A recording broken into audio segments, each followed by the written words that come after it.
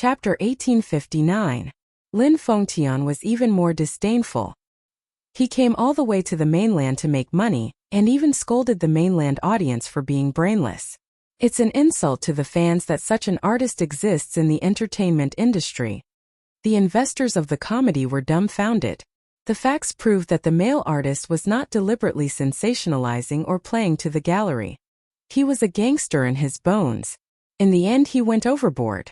Hence, the movie called The Secret Service Team Next Door triggered a large-scale boycott by the netizens.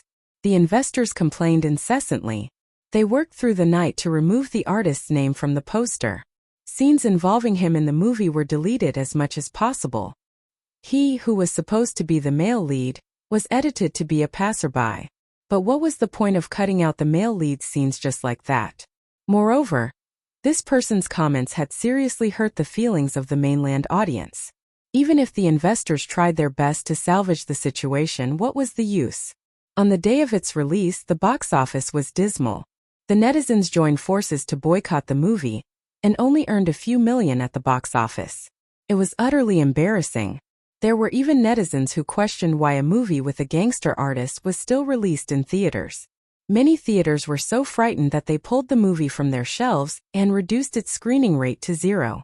The investors, who were originally full of themselves, were dealt a painful blow. They had been preparing for months for the moment of profit.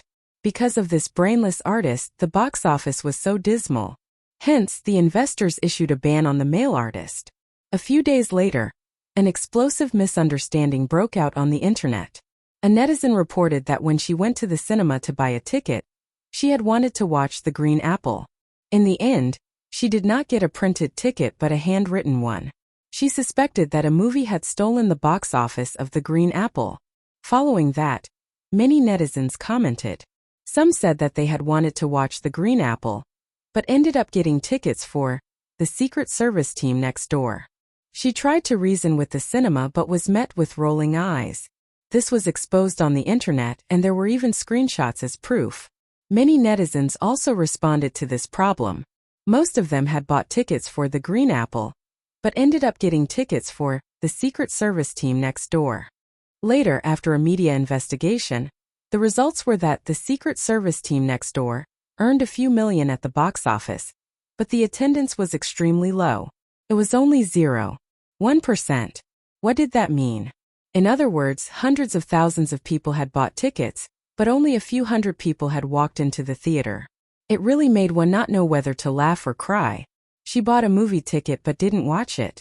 What did this mean? This meant that The Secret Service Team Next Door was suspected of stealing the box office. If the fake box office sales were excluded, then the box office sales for the first day of The Secret Service Team Next Door would probably be less than a few tens of thousands. Later, the judicial department got involved, and the result was that the investors didn't want the box office to be too dismal and lose face, so they reached a consensus with many cinema chains. When the audience bought tickets for The Green Apple, the box office would be included in the box office of The Secret Service Team Next Door through under-the-table manipulation. The production team of The Green Apple sued the producers of The Secret Service Team Next Door, and the cinemas involved in the incident, seeking compensation of several million yuan. In this way, the production crew of The Green Apple had been hyped up. Chapter 1860. The movie's popularity gave Yun Shishir a taste of instant fame. Attention, instant fame. The momentum of her fame caused her net worth to soar again and again. The considerable benefits brought by the movie were different from her previous experiences of being famous. It was immeasurable. Previously, Qin Zhou had hyped her up. While bringing her fame, it also brought her a lot of abuse and humiliation. But now, she had used her abilities to prove to those doubtful gazes that an actress could be good at acting as well as having good looks. Lin Fengtian was sincerely happy for her. After a roadshow backstage, he said to her meaningfully, "Shishir, congratulations. You're really famous now. But at the same time, I hope that you don't become arrogant just because you're famous. Many celebrities often lose themselves after they become famous. I hope that you don't change your original intentions and continue to hone your acting skills. You will definitely become a big shot in the future. The title of Best Actress belongs to none other than you." Yun Shishir thanked him again and again. She cherished Lin Fengtian's recognition of her talent. His appreciation of her naturally made her feel flattered. If there was a chance to work with him again, it would be the best. He was her mentor and good friend, as well as her talent scout. What moved her even more was that Lin Fengtian had made an exception and signed an agreement for her to share the profits. She was the only actress in the cast who could get a share of the profits from the box office. What did that mean? If the box office hit 1 billion, she would get a share of more than 10 million yuan. That was already considerable. Moreover, the box office was still rising. No one knew how high the final result would be. Maybe there was a chance to break the domestic box office record. And the chances were very high. Qin Zhou was very indifferent to her sudden popularity. Or rather, it could be said that this was within his expectations. The person he liked had to be very outstanding. He had already foreseen that she would become famous, so he was not too surprised. Sure. You will become even more famous. He only said this one sentence. The popularity of the movie came with an endless stream of advertising contracts and gold medal offers. Many film crews and advertising companies took a fancy to her rising popularity and offered her an 8-figure endorsement fee, which left her flabbergasted. Therefore, the advertisers who had signed the endorsement contract with Yun Sheshe earlier were secretly delighted. Previously, Yun Sheshe was still considered a nobody. Although she was a little famous, her endorsement fees were naturally not comparable to those of the A-list starlets. Therefore, most of them were only a few 100,000 or a few million. Louis Vuitton's 10 million contract was already the maximum. This was all because of Mu Yazhe. But now, with hundreds of millions of box office earnings, she had become a hot commodity in the eyes of advertisers, and advertising contracts had been thrown at her one after another. At the same time, many high-traffic program groups also invited her to appear on their programs. For a moment, she was in the limelight and became a popular young actress, attracting the attention of everyone. More and more audiences noticed this newcomer with good acting skills, and she also attracted the attention of many well-known directors. She received so many offers that her hands were about to go soft. Qin Zhou was very busy reading the script. Yun Sheshe also worked at night. She stayed up late to read the script, but the more she read, the more dizzy she felt. There were many offers, more than 10 scripts, and it was not a joke at all. There were web dramas, period dramas, idol dramas, palace dramas, and even spy dramas. Chapter 1861. Audience popularity and popularity were different. Most of the people who watched movies in front of the TV were middle-aged. Audiences at this age would not become fanatical fans, but their names would be familiar to the audience and increase their popularity. Popularity meant that the ratings and box office would be guaranteed. At the same time, it meant that one's value would rise. Value was like a stock. It would rise and fall. But if one accumulated strong audience popularity, one's salary would be guaranteed. What Yun Sheshe needed the most now was audience popularity. She had the popularity, but her popularity was not enough. Her box office appeal could not be compared to the A-list big brands. Therefore, she had to put in more effort in choosing the scripts. However, the scripts were of varying quality and quality. Yun Sheshe felt her head spinning. However, when it came to picking scripts, Qin Zhou had a unique eye. When it came to scripts, he was extremely picky and strict. He didn't even look at some of the crudely written scripts, nor did he accept any of them. Most of the film contracts he accepted were usually made after staying up late to read the script and thinking it over and over again. A good script was difficult to evaluate. Although some scripts had low production rates, they were good scripts. Some scripts had high salaries, but to Qin Zhou they were of no value. She accepted 2 TV dramas and 3 movies. The most exaggerated thing was that her schedule was scheduled for 3 years later. When Yun Sheshe saw that her schedule was full, she felt dizzy and had mixed feelings. This was probably the mixed feelings after becoming famous. Facing the 7-digit increase in her account every day and the increasingly crowded schedule, she did not know whether to laugh or cry. For the rest of the schedule, Qin Zhou did not stop to negotiate contracts for her. Yun Sheshe rushed for the promotional period of the movie. After becoming famous, the company requested her to update her Weibo more frequently. During the roadshow, she updated her Weibo more. Before bed, she updated her Weibo even more when reading the script. This was to increase her exposure during the movie's screening period. Of course, the fans who left comments on her Weibo were much friendlier now. They were not like in the past where they were constantly abusive. However, after becoming famous, gossip followed closely. Many people questioned whether her facial features were exquisite, and whether she had undergone plastic surgery or gone under the knife.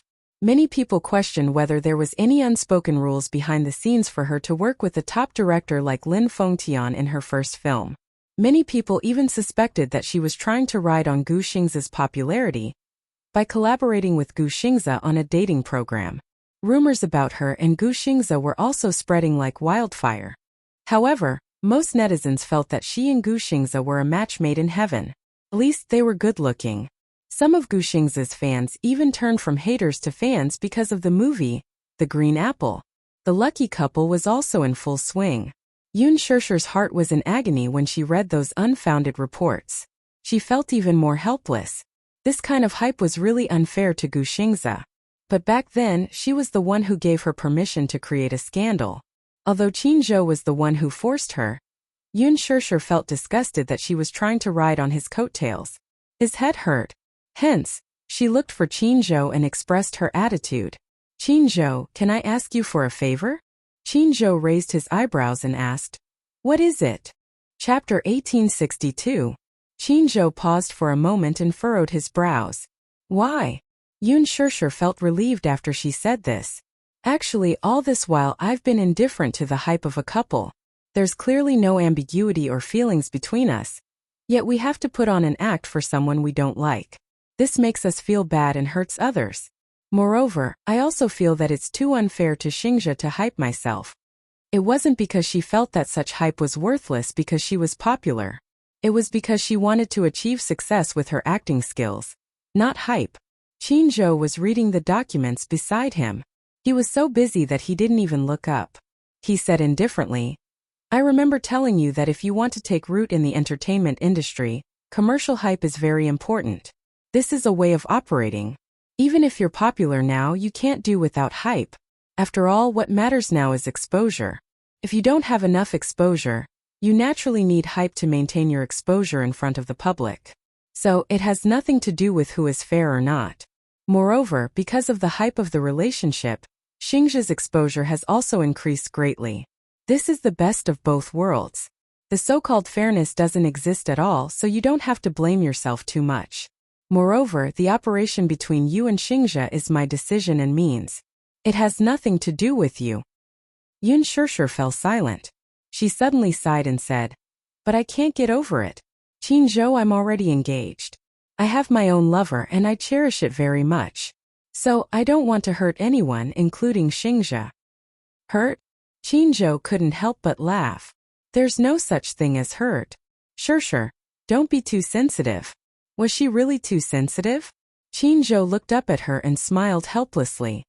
"Besides, even if you want to hype it up, I'm afraid you won't have the chance anymore." What do you mean?" "Oh? Don't you know? The team didn't release any more news about you and Xingzha." Qin Zhou stopped what he was doing and told her the truth. On the surface, he said it casually, but there was a trace of depression in his eyes. "What?" Yun Shirshir was stunned for a moment. She said hesitantly, "Then those drafts." Qin Zhou's eyes flashed with confusion. Then he replied, "Those posts were created by marketing accounts, not by the team. Actually, there may be one thing I want you to know. Although the news hasn't been released yet, what I want to tell you now is that Xingzha has been banned." "What?" Yun Shirshir was flabbergasted. "Banned? How could he be banned?" "I thought you should know about this. But looking at your attitude, you don't seem to know anything either. Looks like I've misunderstood you." Qin Zhou felt relieved. "It seems that you really don't know about this." "I don't know." Yun Shirshir's face was blank. This news came too suddenly and she was caught off guard. Why was Xingzha banned for no reason? When did this happen? She had no idea at all. Chapter 1863. At first, she thought that Gu Xingzha was ill and needed to recuperate. But now it seemed that it was not that simple. Could it be that he was really banned? Since Qin Zhou said so, it was definitely not a joke. There was no need for Qin Zhou to lie to her about such matters. But why was he banned? Yun Shirshir looked at Qin Zhou in confusion. She felt a little lost and a little incredulous. Why was he banned? Qin Zhou suddenly became silent. Yun Shirshir pursed her lips and carefully probed. Is there any secret behind this? Or did he offend someone important so he was banned? Shirshir, let me ask you, do you know Gu Xingza's identity? Qin Zhou's sudden question completely stunned Yun Shirshir. She shook her head blankly, obviously not knowing. Have you heard of the Gu family in the capital?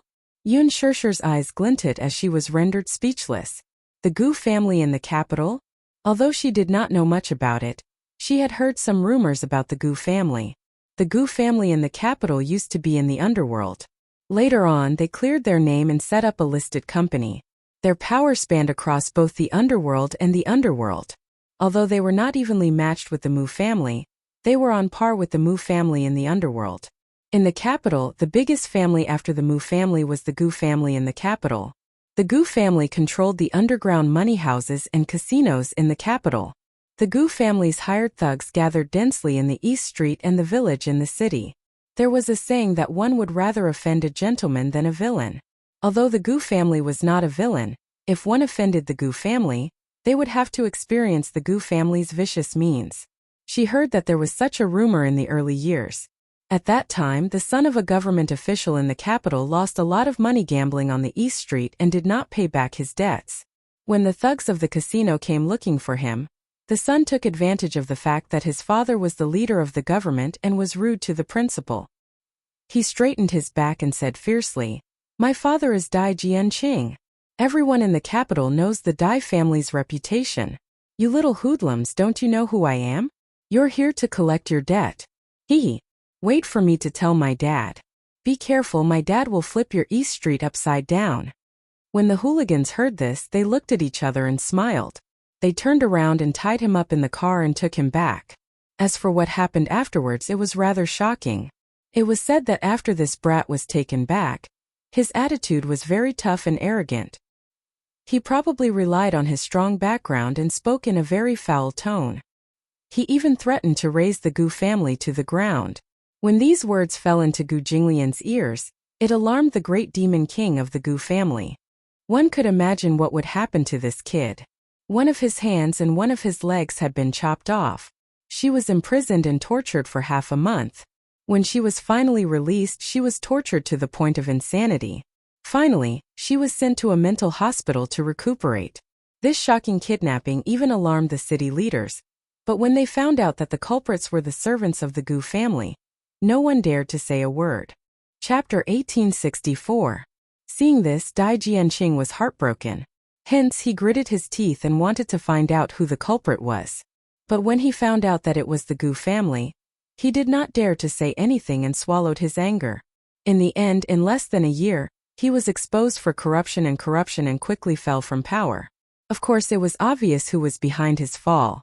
From then on, no one in the capital dared to provoke the Gu family after they found out about their methods. As soon as Qin Zhou said this, Yun Shirshir made the connection between Gu Xingza and the Gu family. Qin Zhou smiled and said, "Shirshir, I can say this. With the Gu family as his backing, no one in the capital would dare to cause trouble for Xingza. Of course, except for the Mu family." Gu Xingza's meteoric rise to fame was not only due to his excellent singing and acting skills, but also because of his stunning looks, which made him a natural idol. More importantly, it was because of the Gu family behind him that no one dared to offend. When Gu Xingza debuted in the entertainment industry, his father did not approve of him at first. With the Gu family's reputation, it would be bad if word got out that there was an actor in the entertainment industry. But after Gu Jinglian took over, not only did he not interfere, he even started to pour a lot of resources into Gu Xingza. Everyone knew that some of the Gu family's power and assets were shady. Naturally, they needed a clean name. Although they had established a listed company, it would be too ostentatious if they invested a lot of money. Hence, Gu Jinglian set up a venture capital fund and invested a lot of money into Gu Xingza's movies. It could be said that this was the best of both worlds. Hence, the fact that Gu Xingza was able to stay in the entertainment industry for so long was inseparable from Gu Jinglian's support. Now that Gu Xingza had been blacklisted, even Gu Jinglian could not do anything about it. So, who else could have blacklisted Gu Xingze besides Mu Yaja? Yun Shishir sucked in a breath of cold air as she understood what was going on at once. You mean? Qin Zhou knocked on the table, but there was no expression on his face. Other than the Mu family, who else would dare to provoke the Gu family? Why? Yun Shishir couldn't figure out why Mu Yaja wanted to ban him. Shishir, you're so smart. You should know why Xingzhe was banned. Qin Zhou's eyes were unreadable. The meaning behind his words was self-evident. Yun Shishir was stunned for a moment. She suddenly thought of something and lowered her head helplessly. Both of them sat in silence, but they had a tacit understanding. I didn't want to end up like this, but... You know what? Xingzhe likes you very much, and for your sake, he's silently giving his all. But maybe it's just not fate. But this kid seems to have been bewitched. There are so many women, but it seems like he only wants you. Qin Zhou suddenly smiled and looked at her playfully. I have to say, Shishir, your charm is really great. You're the only one who can make Xingzhe fall head over heels for you. Yun Shishir kept quiet. But you don't have to blame yourself. This has nothing to do with you. He's the one who can't get over it. I've already warned him many times, but he doesn't listen. There's nothing I can do. I already knew that this day would come. If he doesn't restrain his feelings for you, he'll definitely anger Chairman Mu. Chairman Mu's ban was also within my expectations. Oh. Chapter 1865. I didn't know that he has such feelings for me. You're so stupid. Can't you tell? Why do you think Xingzhe is willing to use his own resources to support you and give you such exposure when you just debuted? Do you think Xingzhe accepted the Love Diary when he never participates in reality shows? Qin Zhou paused for a moment, his heart aching for her. Can't you tell? Gu Xingzhe is just doing it for you. Even if it's fake or just an act, he wants to have you, even if it's just an act. Can't you tell? The love and doting he shows for you on the show is not an act at all. Enough. Yun Shishir suddenly interrupted him. Why is he doing this? If he doesn't want to, he doesn't have to accept it. What do you mean by acting? I don't want him to be like this. I only respect him as a senior. I don't have any other feelings for him. He'll only disturb my heart and cause trouble. I cherish my friendship with him, but he doesn't treat you as a friend at all. Qin Zhou frowned. Yun Shishir closed her eyes. I know. But I feel even more guilty when he acts like this. Qin Zhou looked at her silently and suddenly smiled. Don't feel guilty. If you really feel sorry for Xingzhe, don't see him again. Let him forget you and cut off his feelings for you. Whether it's him or you, to him, it's a disaster. Do you understand? Yes. Don't worry. Chairman Mu has been merciful to Gu Xingzhe and didn't make things difficult for him. He banned him because he didn't want him to pester you anymore. That's all. When Yun Shishir left Qin Zhou's office, she held her arm and was in a daze. Qin Zhou's words were still ringing in her ears. All of Xingzhe's work has been put on hold. With Chairman Mu's ban, no production team dares to invite him to do shows. All the production teams have also removed him. I'm afraid he won't be able to appear in front of the public for a long time. After being frozen, he's now recuperating at home. I hope he can be alone and think it through. After Gu Xingzhe was banned, his Weibo stopped updating. The fans were extremely sensitive. After all, before this, Gu Xingzhe's update frequency was maintained at 1 update a day. Her fans were extremely worried about her Weibo that had not updated for 10 days. The most recent Weibo post had hundreds of thousands of comments. They were all asking why their idol had not updated for so long. Could it be that something had happened? All the fans were extremely worried. Some people even speculated that Gu Xingzhe was suffering from depression. Recently, he had been very quiet on the show. He did not have much energy, and the melancholy in his eyes made his fans feel as if their hearts were being stabbed by a knife. Some people even dug up the photos of Gu Xingzhe's pale and sickly face at the premiere ceremony not long ago. They were worried that their idol's body had collapsed from overworking. Some were also worried that Gu Xingzhe might have met with some mishap. In the end, the production crew of The Green Apple was alerted. They had no choice but to come forward and explain that Gu Xingzhe was ill and needed a long period of rest, so he did not want anyone to disturb him. As for the roadshow and the promotion of the movie, he would also be absent. The fans were extremely disappointed. Chapter 1866. However, everyone was well aware of the situation. Gu Xingze was indeed sick, but he might not be able to make a comeback after this retirement. Lin Fengtian was even more regretful. Qin Zhou announced to the public that Gu Xingze was unwell. Other than Yun Shishir, even Lin Fengtian did not know what was wrong and thought that Xingze was really sick. In the next few days, Yun Shishir was extremely busy. She was busy with the promotion of the movie, the filming of Lethal Beauty, the promotion on Weibo, and the performance on variety shows. Her entire schedule was packed to the brim and she did not have any free time. After becoming famous, she could not adapt to the huge workload that came with it. It turned out that becoming a celebrity, especially a celebrity who became famous overnight, was actually such a tiring thing. A moment ago, she was still sleepy and in a daze. The next second she was brought to the dressing room. After a lot of trouble, she appeared in front of the camera beautifully and cooperated with the media's interview with a smile on her face. After the interview there was almost no time to breathe. She was quickly brought to the fashion magazine studio by Qin Zhou to shoot a fashion blockbuster. At night she had to rush to finish her scenes and was dragged by Qin Zhou to read the script. She was so tired that her heart bled. During the busy break, Qin Zhou teased her. Shishir, how does it feel to become famous overnight? Yun Shishir was so tired that she did not want to talk. She only rolled her eyes at him. Qin Zhou was amused by her glare and laughed out loud. Of course there were also things to be happy about. For example, the balance in her account had finally broken through the 10 million mark. In the past few days she had negotiated a few advertising contracts and was earning money like crazy. 2 of the big advertisers had already transferred the money. She endorsed many products from the small ones to facial cleansers, shampoo and skincare products, to the big ones to luxury cars, department stores and luxury brands. Because she endorsed a mobile phone, she had no choice but to replace her old one. The advertiser requested that she had to use their company's mobile phone whenever she attended public events, even if she was walking through the airport. Yun Shishir did not know whether to laugh or cry. Looking at her life, it was really full of ups and downs. She could not help but sigh. On this day, Yun Shishir had just rushed back to the set for filming. Today she had a scene with Hua Jin. Ever since the 2 of them quarreled last time, Yun Shishir's attitude towards Hua Jin was much colder. As she and Hua Jin did not have many scenes together, they rarely had the chance to meet each other again. This time, she was returning to the set to act in a scene with him. Hence, in the dressing room, the 2 of them had a face-to-face confrontation. Shishir. Hua Jin had just walked into the makeup room when he spotted her.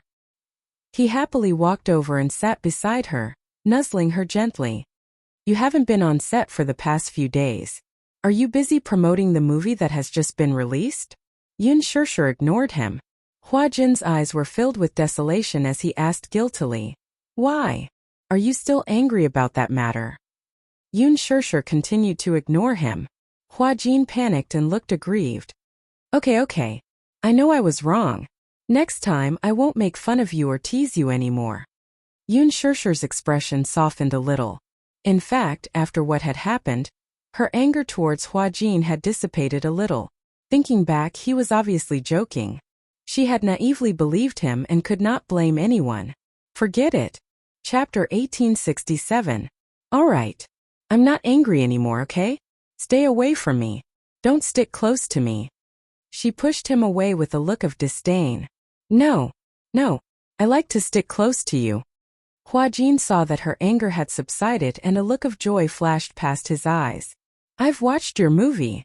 Oh, to support you, I booked the entire theater and invited the film crew to watch it. Hua Jin coaxed her. Yun Shishir, however, remained indifferent. Oh, why are you so cold? Hua Jin was a little dissatisfied with her indifferent tone. I'm so supportive of you. Aren't you touched at all? Yun Shishir made an exaggerated expression. I'm so touched. After a pause, her face became indifferent again. Is that okay? Hua Jin. Hua Jin complained sadly. Boo-hoo. Shishir, you're so heartless. Your eyes tell me that you're not touched at all. But Shishir, your acting is really great. I've watched your movie and realized that you have a special charm when you wear the school uniform. Hua Jin praised and coaxed her at the same time. Yun Shirshir was speechless. Just say what you want to say. You don't have to keep kissing my ass, right? What do you mean kissing your ass? Can't you be a little more positive? Can't you just praise me? How is this a simple praise? One who is unaccountably solicitous is hiding evil intentions. I think you're obviously up to no good. Hua Jin felt even more hurt. He pursed his lips and stared at her with his watery eyes, as if he was silently complaining. Yun Shirshir continued with what she was doing and ignored him. Although she was ignoring him, Hua Jin stood alone at the side and kept nagging. Aya! Our Shirshir is really amazing. Her first movie and the box office sales have exceeded 1 billion yuan. I'm sure that this movie will set a new record for box office sales. When that time comes, you'll be an A-list actress. Your future will be bright.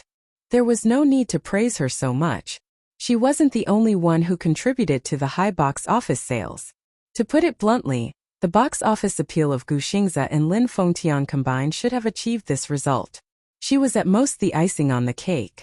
She was very encouraged to be recognized by the audience. She did not dare to hope for anything else. Hua Jin was still eloquent. Your acting skills are so good. And you're so beautiful. If there are a few more movies that can achieve such good results, you'll have billions in box office sales in a few years. I have a feeling that you'll definitely be able to compete for the Best Newcomer Award at the Golden Phoenix Awards. Yun Shirshir frowned in annoyance as she fixed her makeup in front of the mirror. Hua Jin looked at her. His gaze suddenly fell on the diamond ring on her finger, and he was stunned. Why is there a ring on your ring finger? Hua Jin was stunned for a few seconds before he broke into a smile. Idiot! You're not engaged and not married. How can you wear a ring on your ring finger? Yun Shirshir suddenly turned to look at him. What does it have to do with you whether I wear a ring or not? Hua Jin felt even more wronged. I'm just concerned about you. As he said this, he reached out to grab her hand. You can't wear a ring carelessly. If the media catches this scene, they'll definitely release a statement about your secret marriage. Yun Shirshir avoided his hand and said angrily, Don't move. Chapter 1868. Yun Shirshir smiled casually, but the corners of her lips curled up slightly. She replied softly, Yes, I'm engaged. Hua Jin was stunned for a few seconds. What? He was stunned and his eyes were blank. Yun Shirshir turned her head and stared into his eyes.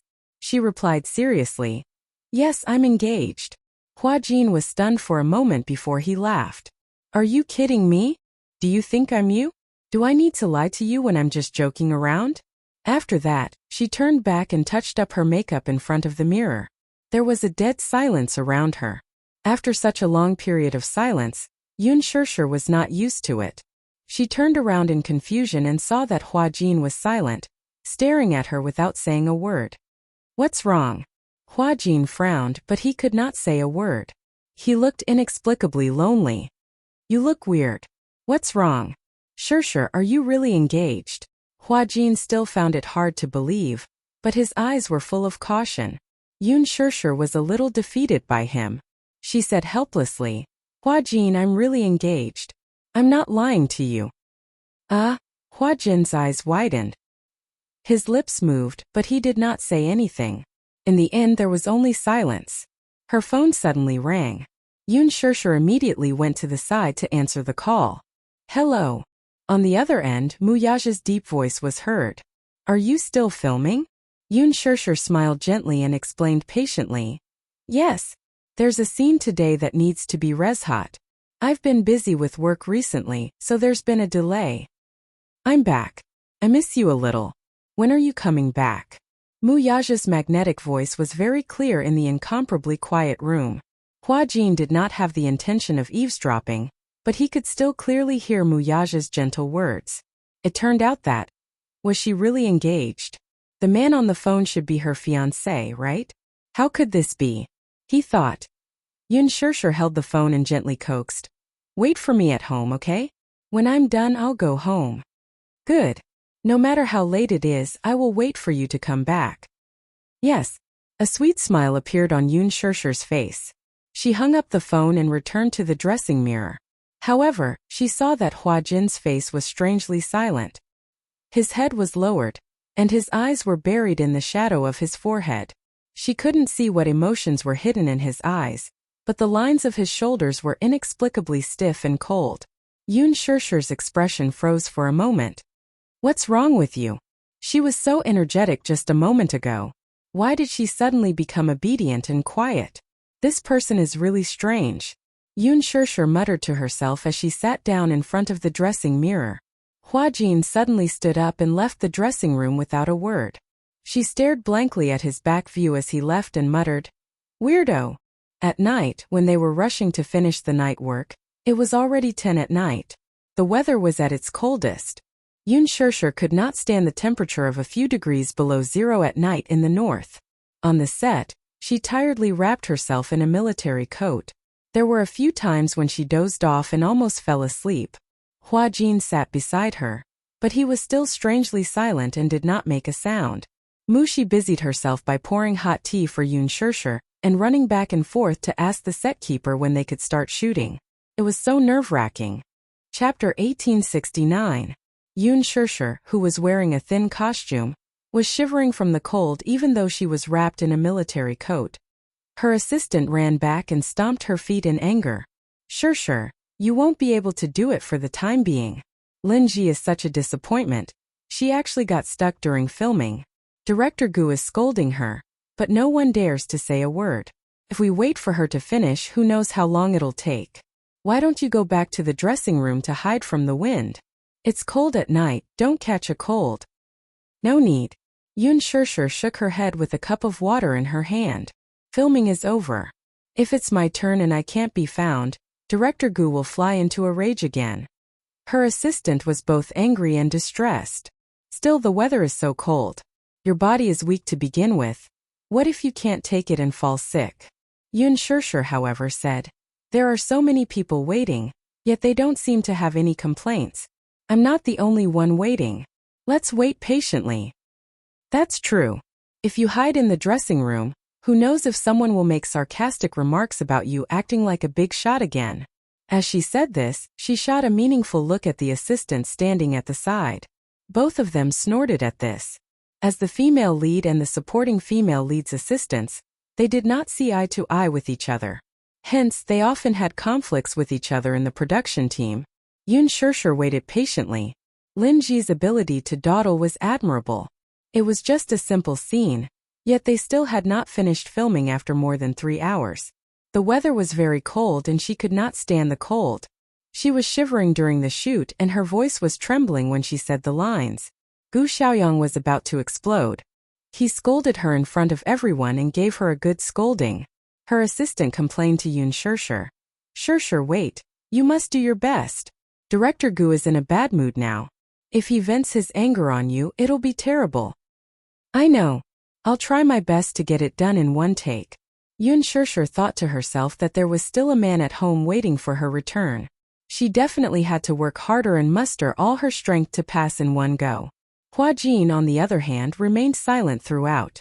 No one knew what he was thinking. At midnight, Lin Ji's scene finally ended. When she returned, she was wrapped in a military coat and her nose was red from the cold. Her assistant escorted her back to the lounge. Mushi snickered at the side. "Look at how cold she is. Her nose is about to fall off from the cold. Mushi, don't talk nonsense." "Hee, all right." The scriptwriter rushed over to remind them. "Everyone, get ready for the next scene. We'll be filming in 10 minutes.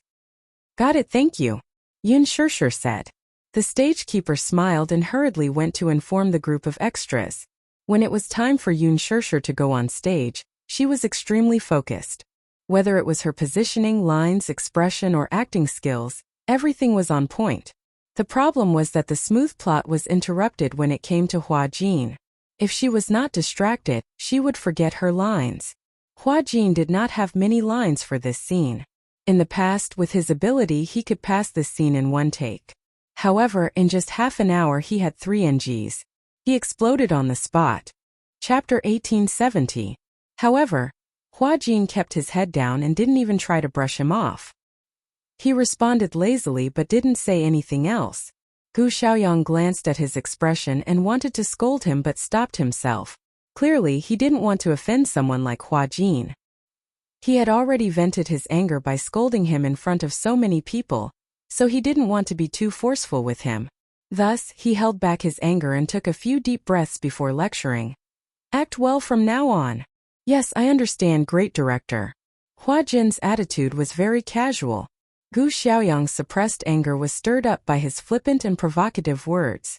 He suddenly strode over and stuck close to him. Looking at him, he gritted his teeth and said in a voice that only the two of them could hear. Don't think that just because you have a strong background, you can be so arrogant in front of the crew. Hua Jin, you were able to get into this crew because you have someone supporting you. But I don't want to be bullied by you. Act well. If you don't want to act, then get lost. I won't get lost. Hua Jin smiled mischievously and blew out a breath at him. If you're so capable, why don't you kick me out of the crew? Director Gu. You! Gu Xiaoyang clenched his fists in exasperation. After enduring for a while, he suddenly stormed off. Yun Shirshir stared blankly at the sudden scene in front of her. She was a little confused. Then she looked at Hua Jin, who was standing there arrogantly, looking as though he wasn't convinced. His handsome brows were slightly furrowed, and he was obviously making things difficult for Gu Xiaoyang on purpose. She walked over and asked patiently, Hua Jin, can you act well? The moment Yun Shirshir spoke, Hua Jin's tone inexplicably softened. He smiled and said, I'm acting well. Is this the result of acting well? There are problems everywhere, be it your positioning or your lines. Just a few lines. How many NGs have you had? Hua Jin pouted and said unhappily, I'm not in a good condition. I gave you so much time to adjust your condition, and now you're telling me that you're not in a good condition? Don't you think it's too perfunctory? Everyone looked over curiously. Seeing that Yun Shirshir actually spoke to Hua Jin in such a tone, everyone was stunned. Everyone in the production team knew that Hua Jin had a strong backer. Hence, he was rather arrogant in the production team and no one dared to offend him. Even the strong-willed Gu Xiaoyang had to lower his status when speaking to him. But Yun Shirshir dared to speak to him like that in public. Everyone secretly sighed in their hearts. What great courage! Hua Jin did not say anything. However, Yun Shirshir did not stop criticizing him. Please put more effort into your acting. This is not the first time this has happened. Everyone was tired, especially Director Gu. He had been filming for the whole day. Couldn't he be a little more considerate? Is there a need to drag everyone down and suffer with you on such a cold night? Hua Jin only said one sentence. I'm not happy. Not happy? Yun Shirshir was so angry that she laughed. If you're not happy, you want everyone to suffer with you? Hua Jin, aren't you a little too selfish? Hua Jin stared at her dumbfounded. Then he suddenly said in an extremely strange tone. Shirshir, are you in a hurry to go home after filming? What? Chapter 1871. Hua Jin's tone was very strange. It vaguely gave off a feeling of jealousy. Yun Shirshir did not understand why he would say such strange things and smiled coldly. Everyone wants to finish filming as soon as possible and go home to accompany their families. Hua Jin's eyes were filled with loneliness, but he laughed at himself. That's great. Someone is waiting for you to come home, but I'm not. There was envy and disappointment in his eyes. Yun Shirshir. Hua Jin lowered his head and compromised. Okay, I'll do my best and try to pass it in one take. I won't take up your time. The following scenes were surprisingly smooth. Basically, all the scenes were completed in one take. When Hua Jin was serious, his ability was jaw-dropping. Be it the emotion in his eyes or the dramatic tension in his expression, they were flawless. Everyone predicted that Hua Jin would definitely become the second Gu Xingze. He had such ability and talent. After the scenes were over, Hua Jin still had to stay behind to finish the night work. Yun Shirshir finished her scenes and hurried home. On the way back, Mushi carefully asked while driving, Shirshir, do you feel that Hua Jin has an inexplicable dependence on you? I feel that he seems to like you a lot. Of course, it's not the kind of love between a man and a woman.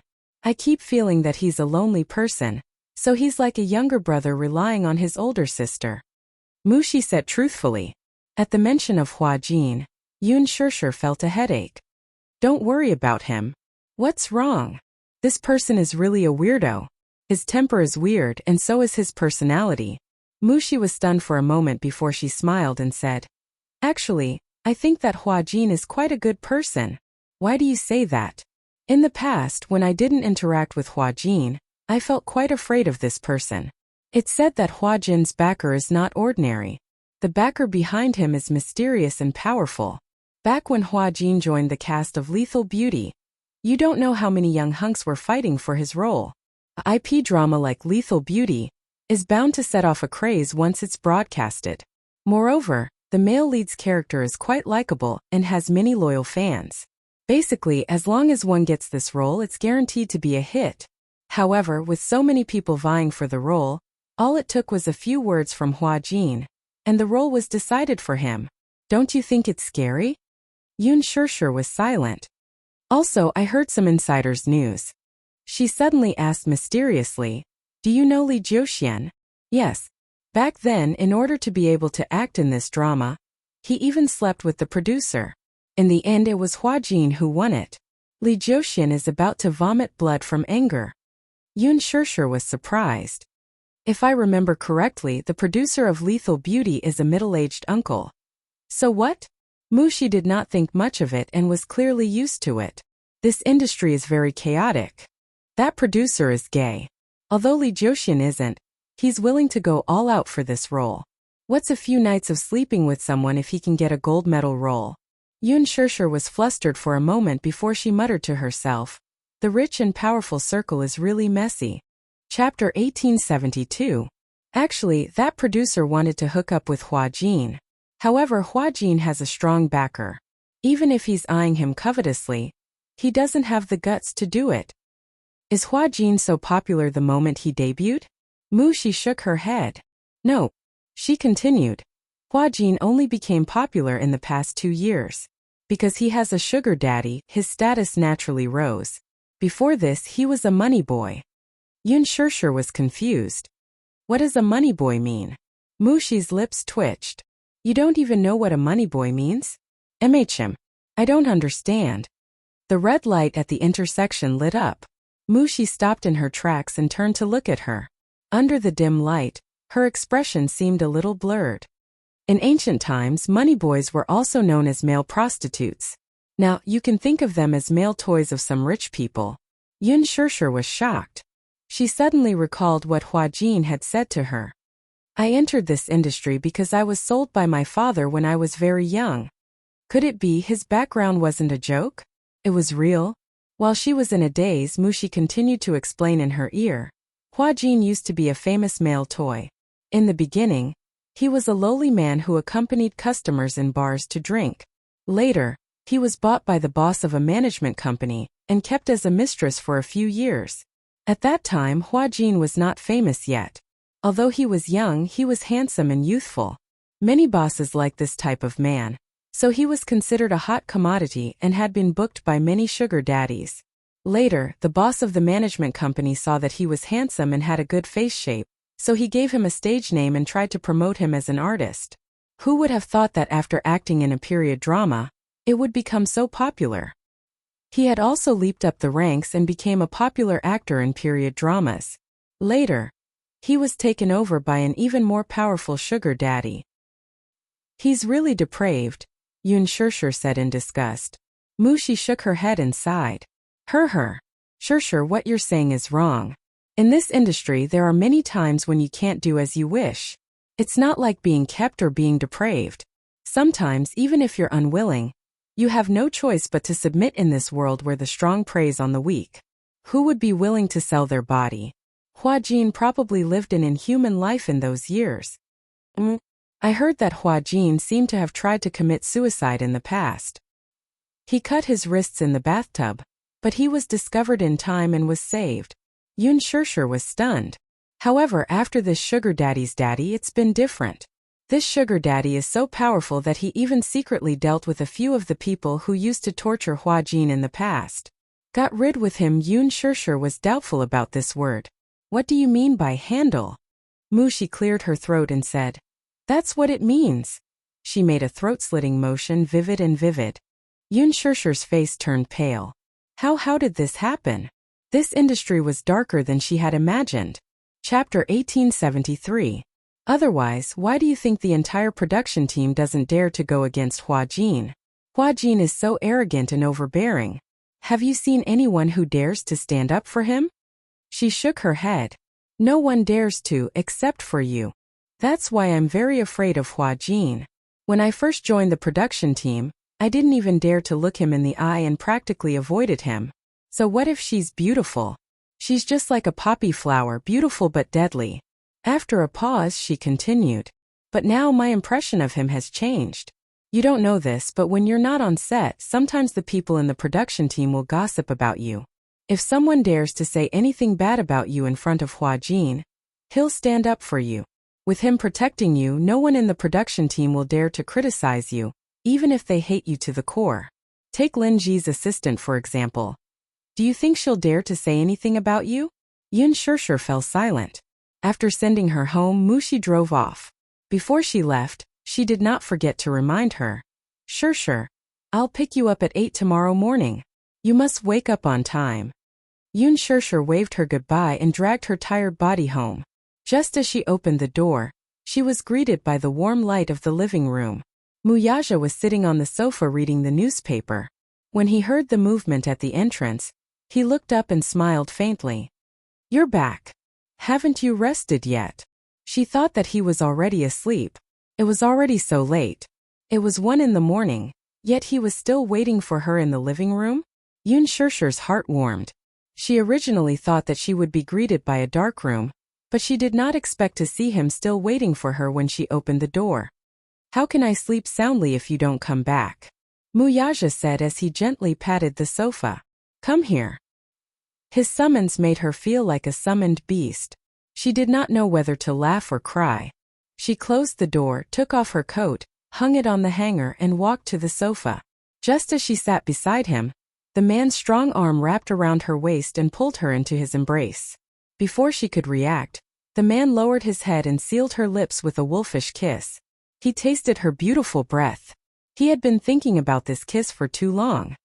He had been longing for the woman in his arms for so long. During this business trip for more than half a month, he missed her so much that he almost went crazy. After they arrived in Luo City, Jiang Shun and Lu Jinyu were busy hunting for women. They were tortured by him, so naturally, they were busy looking for women to fill their emptiness. Wuxia was immersed in his work, but he could still hold himself back from not seeing her for a few days. For more than half a month, he didn't even know how he had endured it. Don't go on business trips. Don't leave me for so long. Wuxia hugged her tightly, unwilling to let go. Since they got off the plane, he missed her so much that he did not feel sleepy at all. If she did not come back, he would not feel at ease at all. Otherwise, why did they say that absence makes the heart grow fonder? Lovers in love, not to mention half a month. Even if they were separated for 7 or 8 days, they would still miss each other so much that their souls would leave their bodies. Not to mention the long period of more than half a month. Yun Shishir missed him too. If it were not for the huge workload in the past half a month, she would not even know how to deal with this long night without him. Chapter 1874. He hugged her and she hugged his waist in return, passionately responding to his demands. She even knew how to take the initiative to pry open his thin lips, entangling with his warm tongue, unable to part. She missed him too. She missed the warmth of his body. She missed the mesmerizing curve of his lips. Yun Shishir lingered on his lips. After a few flirtatious moments, she panted coquettishly and looked at his handsome and devilish face with her languid eyes. Why are you back so late? He said in a displeased tone, but his tone was full of indulgence and there was no hint of blame in it. Yun Shishir replied. The filming took place very late and the weather was cold, so the progress was a little slower. Stop filming. As he rubbed against her ear, his breath smelled like orchids as he whispered these words. This was not the first time he had said this. Filming had taken up too much of their time together. He felt very dissatisfied. Yun Shishir looked a little guilty. She cupped his face and comforted him. Aren't I back now? You're back so late and you're still speaking in such a self-righteous tone? Wuxia's tone was unfriendly. His hand suddenly reached under her clothes and through the thick cotton coat, he easily grasped her softness. He leaned close to her ear and said in a threatening and flirtatious tone, "Tell me, how should I punish you?" "Hey!" Yun Shirshir was angry and amused at the same time. She pushed his shoulder and said, "I'm only back a little late. Do you want to punish me?" "Uh-huh. I waited for you for 5 hours. Tell me, do you think you should be punished?" Muyaja's arrogant tone made the corners of her lips curl up even more. She hugged his shoulder and gave him a peck. She smiled sweetly and said, "My dear husband, is this compensation enough?" "Not enough." Yun Shirshir kissed him again. "Then how about this?" "Not enough." "Then what is enough?" Muyaja sucked on her cheeks reluctantly and kissed her deeply. He persevered in exploring the sweetness between her lips. However, at this moment, only a kacha sound could be heard. The bedroom door was opened. Muyaja was the first to react. He looked up and saw Yu in his pajamas suddenly appearing at the end of the corridor. He looked at the intimate scene in the living room and was tongue-tied for a moment. There was a look of uneasiness on his little face. He stood there uneasily and wanted to retreat silently. However, when he saw Muyaja's gaze on him, he could not move his feet for a moment. "Ugh! A minute." Yu helplessly covered his face. He was clearly speechless. What a coincidence. He actually caught his daddy and mommy being lovey-dovey again. How awkward. And this was not to mention it to God Tao, is it telepathy? As long as daddy and mommy were being intimate, he would always appear coincidentally. He to momo, you to mommy, and daddy to mommy. To mommy to mommy to mommy to mommy and mommy. And to mom to YY to daddy and daddy to mommy and momly to mommy and to momus. Would daddy think that it was premeditated? To daddy on purpose? He was innocent. He was not going to take the blame. Yu could not hide the awkwardness on his face. Yun Shirshir turned her gaze and saw Yu standing there looking tired and embarrassed. She immediately wanted to get up and push Muyaja away. However, the next second, Muyaja pulled her into his arms domineeringly. Chapter 1875. Yu cleared his throat and pretended to rub his sleepy eyes innocently. He said righteously, "I'm thirsty, so I want to get some hot water to drink." Drinking hot tea is a good habit." "Approved." Muyaja said calmly. Yu said politely, "Thank you, father, for your permission." Yun Shirshir was speechless. Muyaja looked at him meaningfully and said, "After you've poured the hot water, drink it and go to sleep. Do you understand?" Yu exchanged glances with him. The father and son looked at each other with tacit understanding. One of them was using his eyes to say, "I'm busy with your mommy." The other was using his eyes to reply, "I understand. I'll avoid it." Yu nodded and smiled knowingly. "Got it." Then, without looking sideways, he rushed into the kitchen. Within half a minute, Yu returned with a cup of hot tea and walked into the bedroom without looking away. Yun Shirshir was dumbfounded. Muyaja kissed her as a form of consolation. "Let's continue." Just as he said that, they heard a cough. The two of them turned around and saw Yu's little head popping out from behind the wall. Then he reminded them kindly, "It's cold at night. Daddy and mommy should rest early too. Remember to strike a balance between work and rest." With that, he turned around and ran back into the room, slamming the door shut. Muyaja was speechless. Yun Shirshir was speechless. This little clown. Muyaja smiled, but he was annoyed in his heart. Then he carried Yun Shirshir in his arms and strode into the bedroom. After entering the room, the man's ambition seemed to need no more concealment. He held her in his arms and let her small hand to his waist. Yun Shirshir's face burned the moment she touched it. The man's urgency made it clear that he no longer had any patience. He was no longer willing to exchange pleasantries and wanted to get straight to the point. She wanted to dodge, but he was too strong and refused to let go of her hand. That place was already eyeing her covetously, causing her face to blush even more and her heart to beat faster. It was as if she had been dyed with top-grade rouge, causing her to be charming and moving. "What? You should like it very much." In his passion, the man bit her earlobe and said extremely heart-stopping words. Her face grew redder and redder and she said shyly, "You don't talk nonsense. Isn't it?" The man smiled evilly. The more shy she was, the more he wanted to take possession of her beauty.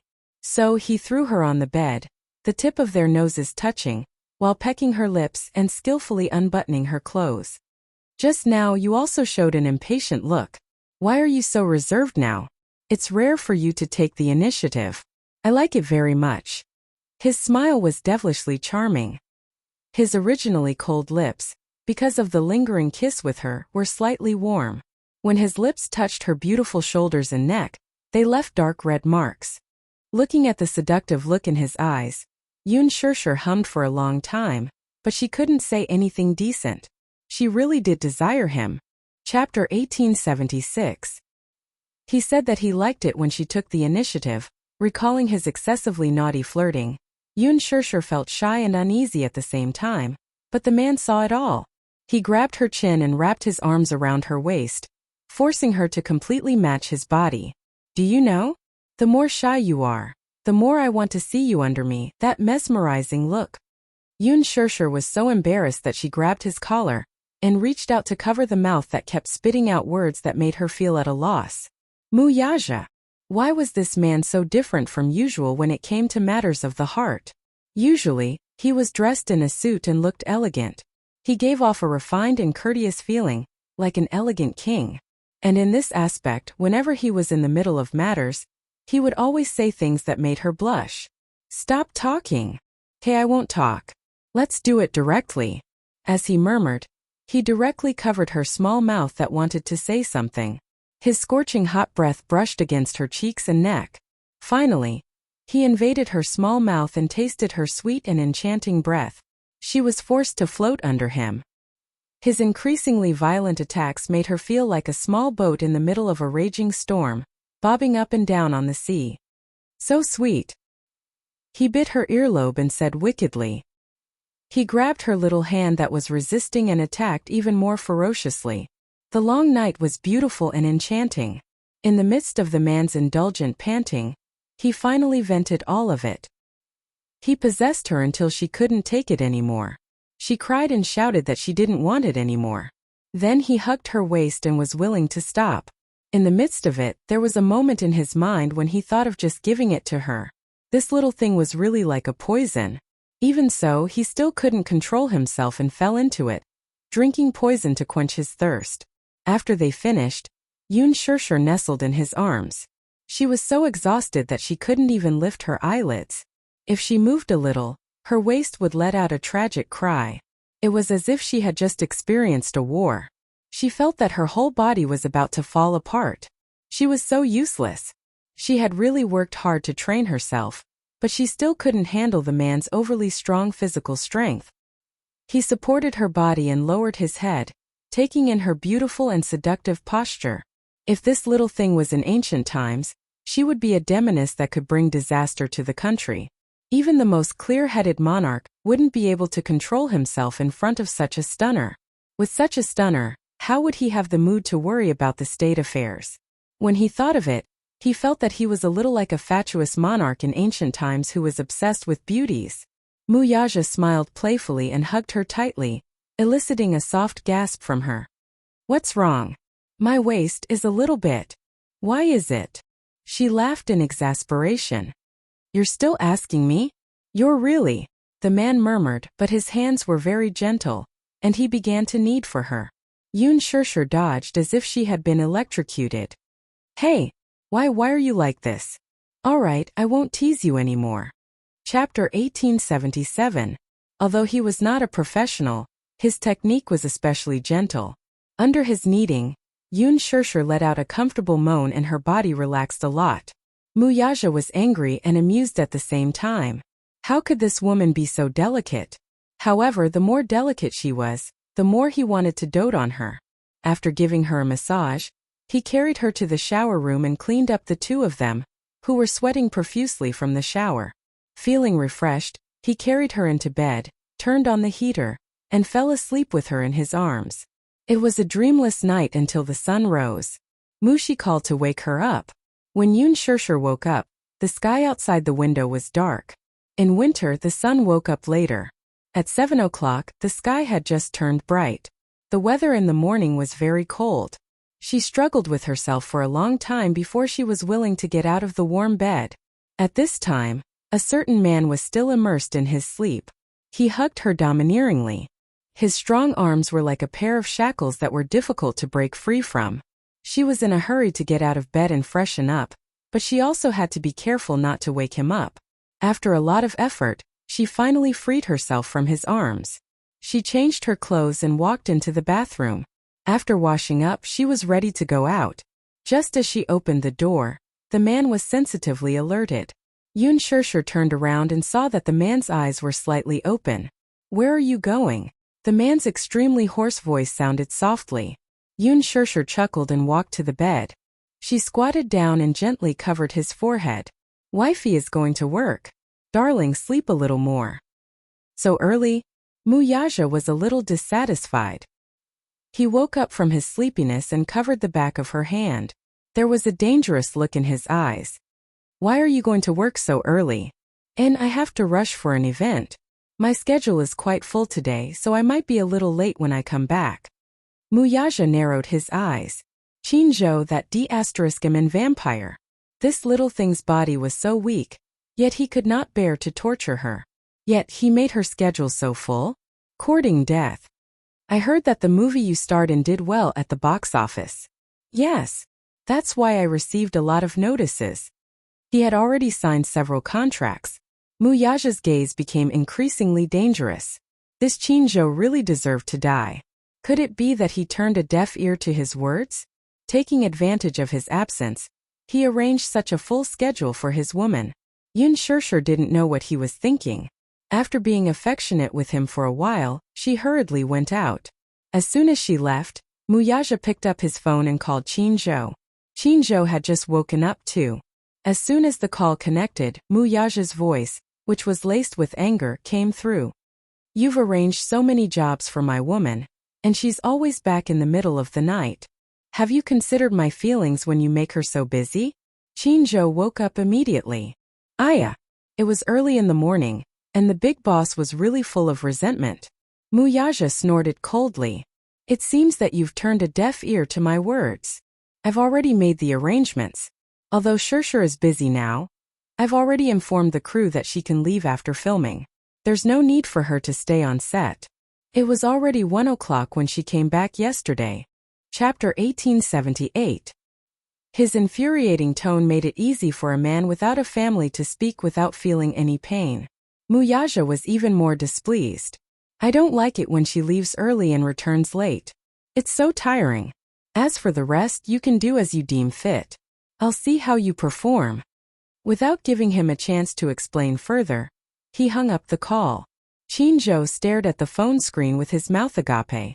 His whole person was in a mess. "What is this? What a domineering CEO." He muttered and looked at the time. It was past 8 in the morning, which was indeed very early. The weather was still very cold at this time. No wonder this big boss was angry. His heart must be aching to see his wife rushing to work early in the morning. He sighed and held his forehead. It seemed that the schedule had to be adjusted again. Yun Shirshir had 2 jobs in the morning, so she rushed through them like a flying person.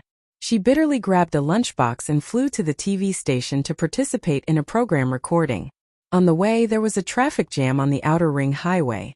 Yun Shirshir picked up her phone and prepared to watch the complete movie of The Green Apple. She did not have the chance to watch the movie after the post-production was completed, so she did not know how the overall effect of the movie was. Her assistant copied the movie to her phone, and while the traffic was busy, she watched it with relish. Romantic music, exquisite post-production rendering, thrilling plot, tear-jerking sadomasochistic love. Yun Shirshir was engrossed in watching the video. She held the phone in her hands and was engrossed in it. It must be said that the effect was very different from what she had expected. Filming on the set was actually very boring. She had to read her lines and walk according to the script. She could not see her own expression at all, so the framework was rigid. In this aspect, Lin Fengtian was very strict. He had a good grasp of the movie, so in the script, be it her expression or lines, she had to act according to his design. She was almost like a worker, completing all the targets in an assembly line and completing the work. After filming, Yun Shirshir's heart was pounding. When it came to acting, it was actually quite different from the movie. In the past, when she watched movies, she would always be so immersed in the touching scenes. Tears would immediately flow out of her eyes. However, when acting, no matter how heart-wrenching the scene was, it was very difficult for her to immerse herself in the feelings. Sad emotions needed to be repeatedly brewed. When she really could not squeeze out tears, she would shut herself in a quiet little dark room and constantly imagine sad things. With sad music, she could grasp that feeling and return to the set to continue. However, after excellent post-production, the movie was different. When the scene came out, it was clearly a joyous scene during the filming. But in the movie, when the bridge was played, coupled with the heart-wrenching BGM, sadness filled everyone's hearts. Especially at the end, Yoon Shirshir found it hard to control her sadness, and tears burst out of her eyes. When Mushi saw this, she did not know whether to laugh or cry. Shirshir, why are you so disappointing? How could she cry while watching her own movie? I really admire you. Oh, Yoon Shirshir said awkwardly. Because it's very touching. Chapter 1879. Yoon Shirshir broke into a smile through her tears. Actually, I didn't notice it when I was acting, but when I watched it after the post-production, this kind of sad emotion came out without any brewing. When other people watch their own movies, they laugh as they finish watching them. They even feel embarrassed after watching them. You, on the other hand, actually cried while watching it. Mushi changed the topic and praised sincerely. Shirshir, your acting is really good. Do you still remember? Before the movie was released, many people doubted you, humiliated you, and looked down on you. But now, you've proven yourself with your capabilities. Your acting is really good. Een Xiaochuan's character has been vividly portrayed by you. Don't flatter me. Aya, I'm just speaking the truth. How can this be considered flattering? Mushi smiled and then focused her energy again.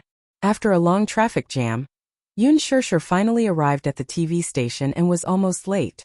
Mushi was so scared that she broke out in cold sweat. The recording of this show was very important to Yoon Shirshir. Because it was the TV station's variety show with the highest viewership ratings, it was inevitable that other celebrities would be unhappy with Shirshir for being late, and would say that she was acting like a big shot. Gu Xingze was supposed to participate in this episode's recording. However, due to certain reasons that could not be announced to the public, Gu Xingze could not participate. Helpless, the production team could only replace him at the last minute. This person was no stranger to Yoon Shirshir. Li Jiuxian. Seeing Li Jiuxian, Yoon Shirshir was suddenly reminded of the gossip Mu she had told her yesterday. When she thought of how Li Jiuxian was willing to sleep with the producer for the male lead of Lethal Beauty, she felt that this man was really degrading. In the past, she thought that Li Jiuxian's looks were outstanding, his acting skills were not bad, and his temperament was gentle and elegant. She did not expect him to be so unrestrained in private. It was really hard to imagine. Mushi's gossip really destroyed her worldview. What 9 dragons playing with pearls? What deep water bombs? The chaos in the industry had caused her to keep a distance from any celebrities. Hence, in the dressing room, the moment her assistant left, Yoon Shirshir heard the other senior staff gossiping about her. Sister Meng, the newcomers nowadays are all very arrogant. Look at him, he's just debuted and has only starred in 1 movie. He's already so arrogant. She's the Phoenix girl that director Lin personally appointed. She comes from a high family. How can she be the same as us? So what if you're Lady Phoenix? She just debuted and she's already so proud of being the female lead.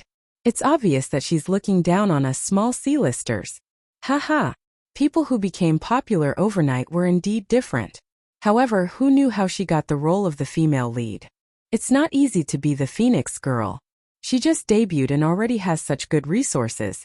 After that, those people deliberately lowered their voices and whispered to each other. Yoon Shirshir couldn't hear them clearly. However, even if he didn't hear it clearly, it wasn't hard to imagine how unpleasant those words were. She couldn't be bothered. Chapter 1880. Mushi did not even need to think to know who these people were talking about. She coldly snorted and sarcastically said, "Why are you jealous of our Shirshir?" The few celebrities turned around and, upon seeing that it was her, sneered at one another. What? What has it got to do with you? It's a cat catching a mouse. Shirshir is our artist. If I don't care about you guys gossiping about her behind her back, who will? Crazy. Forget it. Sister Meng, ignore them. We've hit the nail on the head, so they're angry from embarrassment. Mushi rolled her eyes, walked over, and slammed the teacup on the table with a loud bang. Her angry action shocked them all. What are you doing? You're jealous, aren't you? You're jealous that our Shirshir got the female lead role right after her debut, that our Shirshir proved her acting skills with her acting skills, and that our Shirshir's movie broke the 1 billion yuan box office, aren't you? I'd like to ask who you're trying to annoy with your sarcastic words. Aren't you guys just bullying our Shirshir for being good-tempered and letting you bully her? Her. Let me tell you. Shirshir can act in Director Lin's movie because she's capable. Wild chickens like you want to act in Director Lin's movie and be the female lead? Do you even have the chance to cross that threshold? With your narrow horizons, don't embarrass yourselves here. The few celebrities could not take it anymore after being ridiculed by her. What are you doing? Are you a firecracker? You can go off at the slightest touch. Are you crazy? Are you trying to find trouble with us? Who's interested in finding trouble with has-been artists like you? She sneered. I just find you guys especially pitiful. Look at your faces. You're the typical example of sour grapes.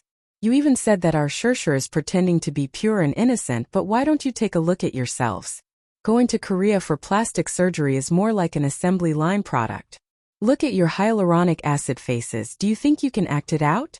Don't think that you'll be famous just because you're in this industry now and have a sugar daddy. Acting still depends on your abilities. Her poisonous tongue was comparable to Qin Zhou's. His cunning and poisonous tongue made the faces of the few people turn white, making them feel embarrassed. One of the more experienced artistes suddenly jumped up from her seat and arrogantly walked in front of her. Her exquisitely painted face was like a Barbie doll, and a pair of eyes stared fiercely at her, as if she wanted to eat her up. Amazing! Even a small assistant nowadays is so rude. Who do you think you are? How dare you stand in front of us and criticize us? Are you looking for a beating? Her face was full of menace. Chapter 1881. For someone like you, it's better not to think about entering the entertainment industry. Instead, you should think about how to hook up with a rich and foolish sugar daddy, and quickly pursue your dream of becoming a rich man. The artiste whom Mushi was mocking was indeed a bar hostess. After obtaining a sugar daddy, she pestered her way into the entertainment industry, and went for plastic surgery to get some resources. She had some fame, but she was only half famous. Even in this variety show, she was only invited by the production team to fill in the numbers. That person's face turned green and white, and she could not spit out a word. It must be said that where there were women there would be war. Moreover, the entertainment industry was a place where beauties gathered. If one had to use a word to describe it, it was similar to the imperial palace in ancient times. Many artistes were like concubines in the harem. Those who were beautiful would naturally have a bright future. Those who were not beautiful would grit their teeth and go for plastic surgery to see if they were fated to be famous or not. Take this person who was called Sister Meng by the younger generation, for example. She had an angelic face, but she was not fated to be famous at all. She acted in a few shows, but they were neither hot nor cold. Those who had a bleak future were like those concubines who had fallen out of favor in the harem. They were banished to the cold palace and disappeared without a trace. There were even some artistes who, although they were called celebrities, were nothing more than high-class prostitutes. They indulged in a life of luxury and forgot everything. Mushi especially looked down on such people. Before entering the entertainment industry, she had always thought that celebrities were like male gods and goddesses. However, when she really entered the industry, she realized that, although they were glamorous on the surface, they were actually foul in private. This person called Sister Meng was so angry that she could not speak for a moment. Mushi continued to mock her. Envious of our Shirshir, what's the use of being jealous?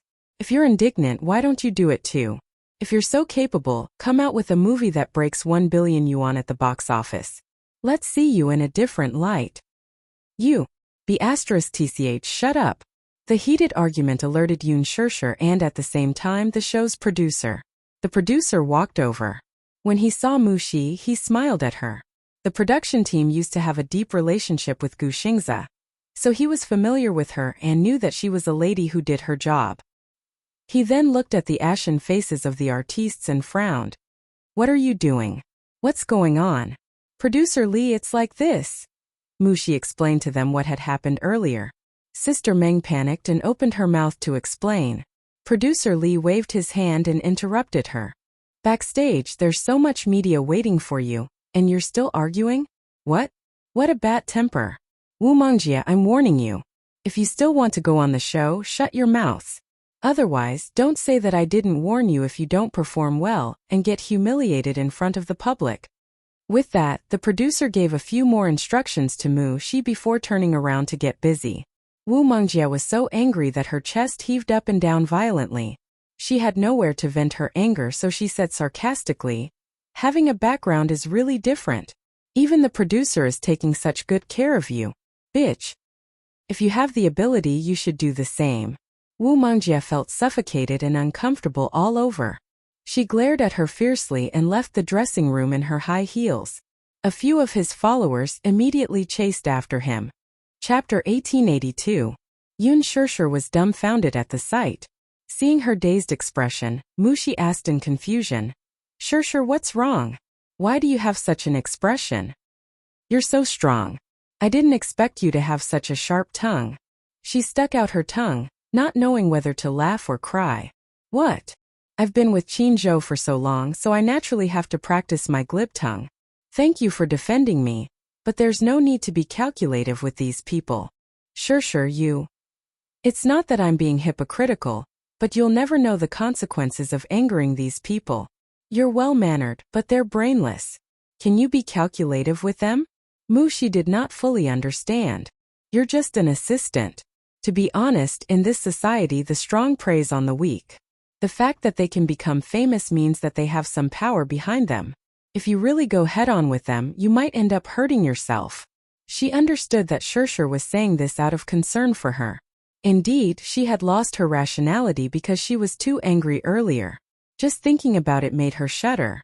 These artiste financiers were quite powerful. If she went back and filed a complaint, she did not know how they would deal with her behind her back. She was different from them. She didn't have a strong backing. She smiled guiltily. I'm sorry, Shirshir. I wasn't rational enough. Thank you for your concern. She was especially grateful for Yun Shirshir's kind reminder. It's fine, but don't worry. Yun Shirshir changed the topic and smiled evilly.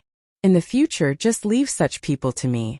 Since they said that she used underhanded means to climb up the ranks, she might as well let them see what kind of underhanded means she had.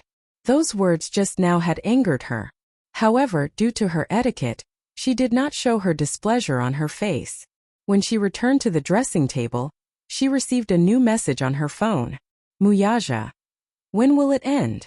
Yun Shirshir replied. Filming ends at 4 p.m. Half a minute later a reply came. Which TV station? I'll pick you up. It was just a simple sentence, but it was filled with love and sweetness.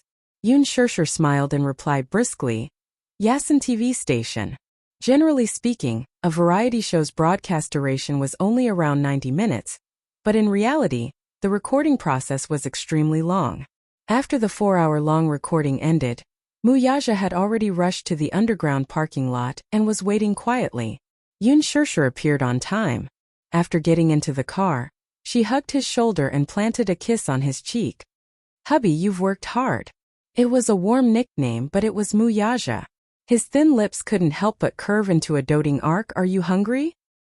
He asked gently as he gazed at her face with watery eyes. Yun Shirshir rubbed her deflated tummy and grumbled. Of course I'm hungry. I just ate a little for lunch. What did you eat? Lunch. Yun Shirshir had an indescribable look of resentment on her face. I took a few bites and rushed to the next trip. Why are you in such a hurry? You have to eat your fill for lunch. Because I'm afraid that I won't be able to make it in time for the recording. If you can't make it in time, let them wait. In the future, you're not allowed to work without a full meal. It's easy to get stomach problems from hunger. Such a domineering tone was his usual style. Yun Shirshir didn't know whether to laugh or cry. Chapter 1883. Mu Yaja rubbed her fringe lovingly and tucked a strand of hair that had fallen to the corner of her eyes behind her ear. Where do you want to eat tonight? Yun Shirshir licked her pink lips and suddenly suggested. Why don't we go for Western food? I suddenly feel like eating fried steak. Okay. The car slowly drove out of the parking lot. At the exit, Mu Yaja drove so fast that he almost collided with a speeding Mercedes-Benz. The car braked and steadied itself. Yun Shirshir was shocked. She saw that the car was about to collide with the car. Fortunately, Mu Yaja controlled the car well. Coupled with the car's high performance, he managed to stop the car in time. A woman alighted from the Mercedes-Benz. Yun Shirshir took a closer look and her face suddenly turned cold. What was the saying again? Enemies were bound to meet on a narrow road. The person alighting from the car was Wu Mangjia, who had a fierce argument with Mu Shi in the dressing room. The moment she alighted, she nervously walked to the front of the car to take a look. Thinking that they had collided, she heaved a sigh of relief when she saw that there was no sound. She was scared. This Mercedes-Benz was an imported sports car. Every time a layer of paint was chipped, they would have to import parts from abroad to repair the car. It was very expensive. Thinking of this, Wu Mangjia felt a lingering fear in her heart. She stormed up to Mu Yaja's car and angrily knocked on the window. Do you have F***king eyes? Do you know how to drive? Why are you driving so fast? Are you rushing to be reincarnated? Yun Shirshir's face turned colder. This Wu Mangjia was reserved and humble in the show. When she smiled, she was as elegant and noble as a goddess. She was beautiful and moving. She did not expect that she would be so shrewish and uncultured when off camera. It turned out that one could not judge a person by their appearance. She looked bright and beautiful, but who knew what kind of disgusting person she was in private? Mu Yaja lowered the window expressionlessly and turned to look at her coldly. Wu Mangjia was stunned when she saw him. What a handsome man. Is he a celebrity idol? But she had been in the industry for so long, and she had never seen such a handsome person. His deep eyes, exquisite facial features, and handsome silhouette made him look like a god. When people see beautiful things, they will always be fascinated. However, when she saw Yun Shirshir sitting in the front passenger seat the next second, she was even more surprised. Why are you here? Yun Shirshir asked coldly. Why can't it be me? You. Wu Mangjia looked at Mu Yaja and then looked at Yun Shirshir. For a moment she was a little confused. Her gaze suddenly fell on Mu Yaja and Yun Shirshir's tightly intertwined fingers. Even though the two of them were sitting in the car, they were still tightly holding hands. It was obvious that the two of them were very close. Could it be? Who is he? Wu Mangjia narrowed her eyes, eager to explore the relationship between this handsome man and her. Yun Shirshir suddenly smiled deeply and said, Didn't you say that I was able to become famous because I had a sugar daddy behind me? As she said this, she glanced at Mu Yaja and smiled lightly. She said generously, This is the sugar daddy you were talking about. Sugar daddy. When Mu Yaja heard this, his gaze turned cold and sharp in an instant. When Wu Mangjia heard this, her mind went boom and instantly exploded. What? This ridiculously handsome man was actually her sugar daddy. How was that possible? But looking at the intimacy between the two of them, Chapter 1884. If what Yun Shirshir said was true, then it was really enviable. The sugar daddy behind her was so outstanding, rich and handsome. Compared to her previous sugar daddies, they ranged from their 30s to their 50s. There were even old men who were old enough to be her grandfather. They were either balding or had big bellies. Whenever she thought of that fat body pressing down on her and pleasuring her tactfully, she resisted the urge to vomit. Wu Mangjia was so jealous that her eyes were about to bleed. I knew it. For you to have such good resources, you must have a sugar daddy supporting you. However, Yun Shirshir, you're so lucky to have such a sugar daddy supporting you. I'm so envious of you. After a pause, she suddenly flipped her long black hair charmingly. With one hand on her slender waist, she gently placed her hand on the car window. Sir, it's really bad of you to have taken a fancy to such a woman. Why don't you kick her away and I'll do something to you? As she spoke, she winked at him in what she thought was a flirtatious manner. She lowered her voice and said, I'm really good in bed. He frowned. Dirty. Wu Mangjia was stunned. What did you say? Muyaja ordered expressionlessly, "Take your dirty hand away." After that, without waiting for her to react, he pressed a button to roll up the car window. Wuxia was caught off guard, and her hand was caught by the car window. She yelped in pain. Muyaja stepped on the accelerator, and the car sped away, almost brushing against her body. She was hit hard by the speeding car, and she fell to the ground with a face full of mud. Wuxia stood up and stomped her high heels angrily. What kind of person is he? He's blind to have taken a fancy to that kind of white lotus. As she said that, she still felt that it was a pity. If she could have such a handsome sugar daddy, she would wake up laughing in her dreams. Who was that woman just now? After the car drove out of the car park, Muyaja asked plainly. A C-list celebrity. Yun Shirshir glanced at him and suddenly said half-jokingly, "My husband is so charming. Someone actually dares to openly seduce you in front of me. Tell me, should I be angry? She can't compare to you, not even a hair on your head." Muyaja obviously didn't like her joke. He pinched her hand so hard that it hurt. "Hey, you can't take revenge on me like this." Yun Shirshir protested softly. "Did she bully you?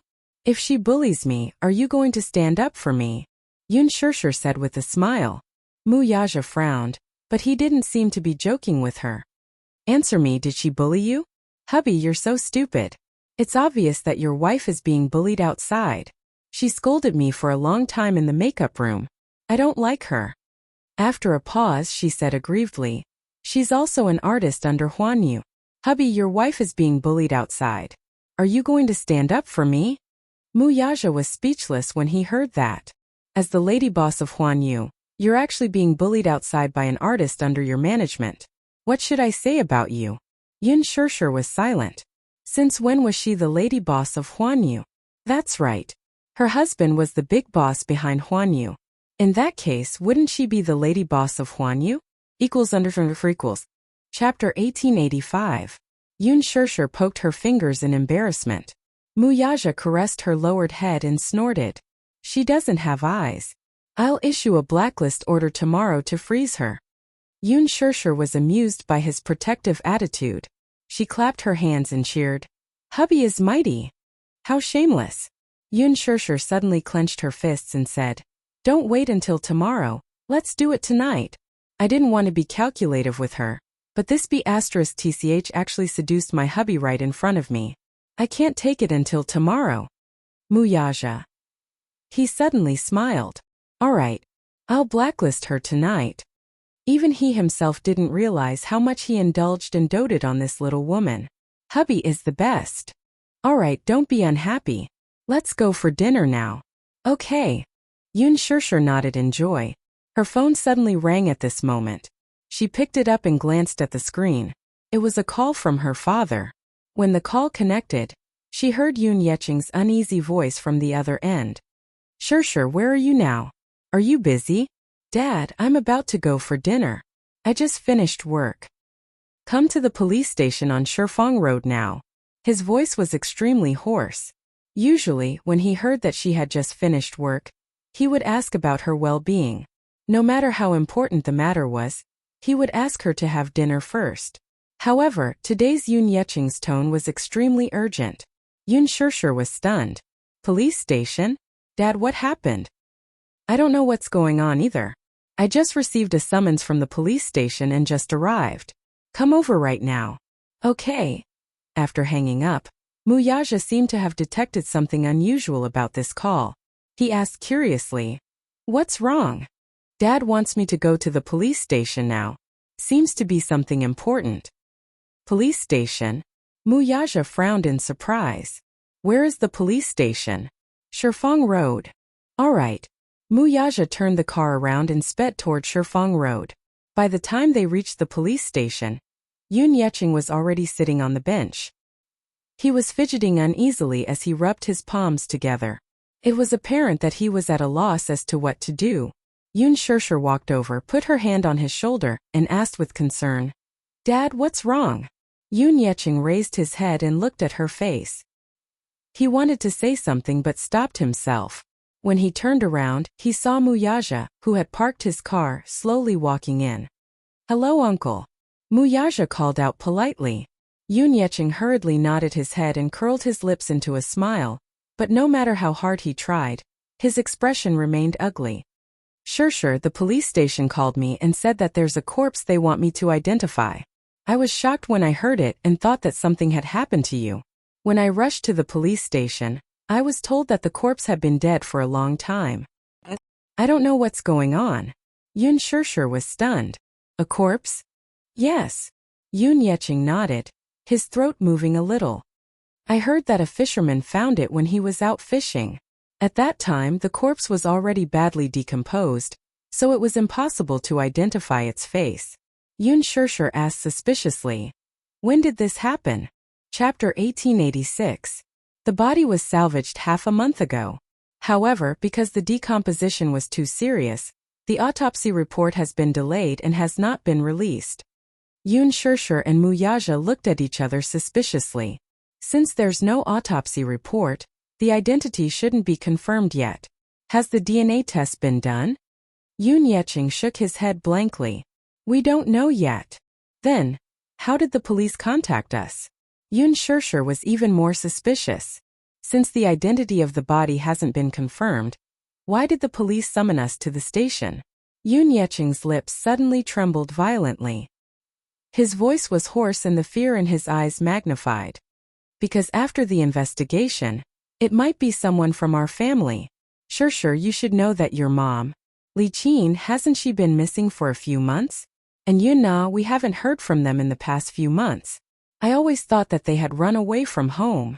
This time, the police summoned us to identify the deceased's belongings and clothes to see if we can find anything. I'm on tenterhooks right now. They had been husband and wife for decades.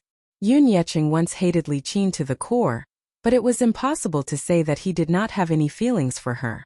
Previously, he and Li Qin had a huge quarrel and even proposed a divorce. Even if they were to get a divorce, she would still want half of the family assets. Yun Yecheng hated her for being too mean to Shishir and being a bully, while Li Qin hated him for being biased toward Yun Shishir and not caring about his biological daughter. After the quarrel, something happened to Yun Na. After that, at the hospital, the mother-daughter pair seemed to have disappeared from the face of the earth. He had thought of calling the police, but on second thought, there was no bad news after being missing for so many days. They probably ran away from home. Thinking that dirty linen should not be aired in public, Yun Yecheng sighed. Husband and wife parted on good terms after all.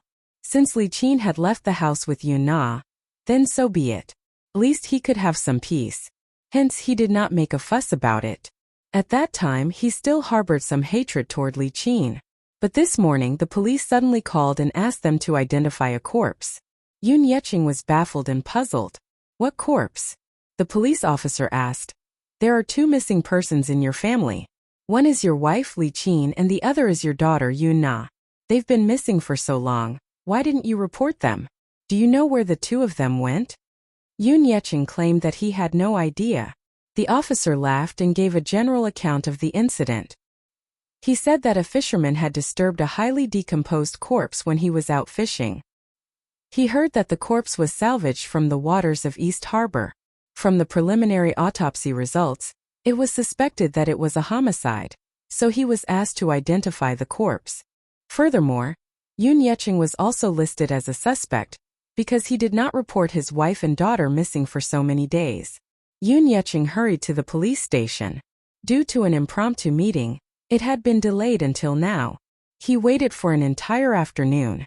Yun Shishir's face darkened when she heard this. Chapter 1887. That's unlikely, right?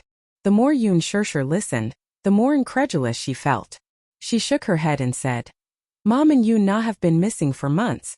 If they were killed, their bodies would have decomposed into white bones by now. How? I've mentioned this before too. However, the police said that the time of death hasn't been confirmed yet. Furthermore, the body was salvaged from the sea with heavy rocks tied to it. The body was also severely deformed due to the strong water pressure. Therefore, the initial suspicion is that the body sank thousands of meters underwater. Very few creatures can survive at such depths, and the body will take a year or even a few years to completely decompose.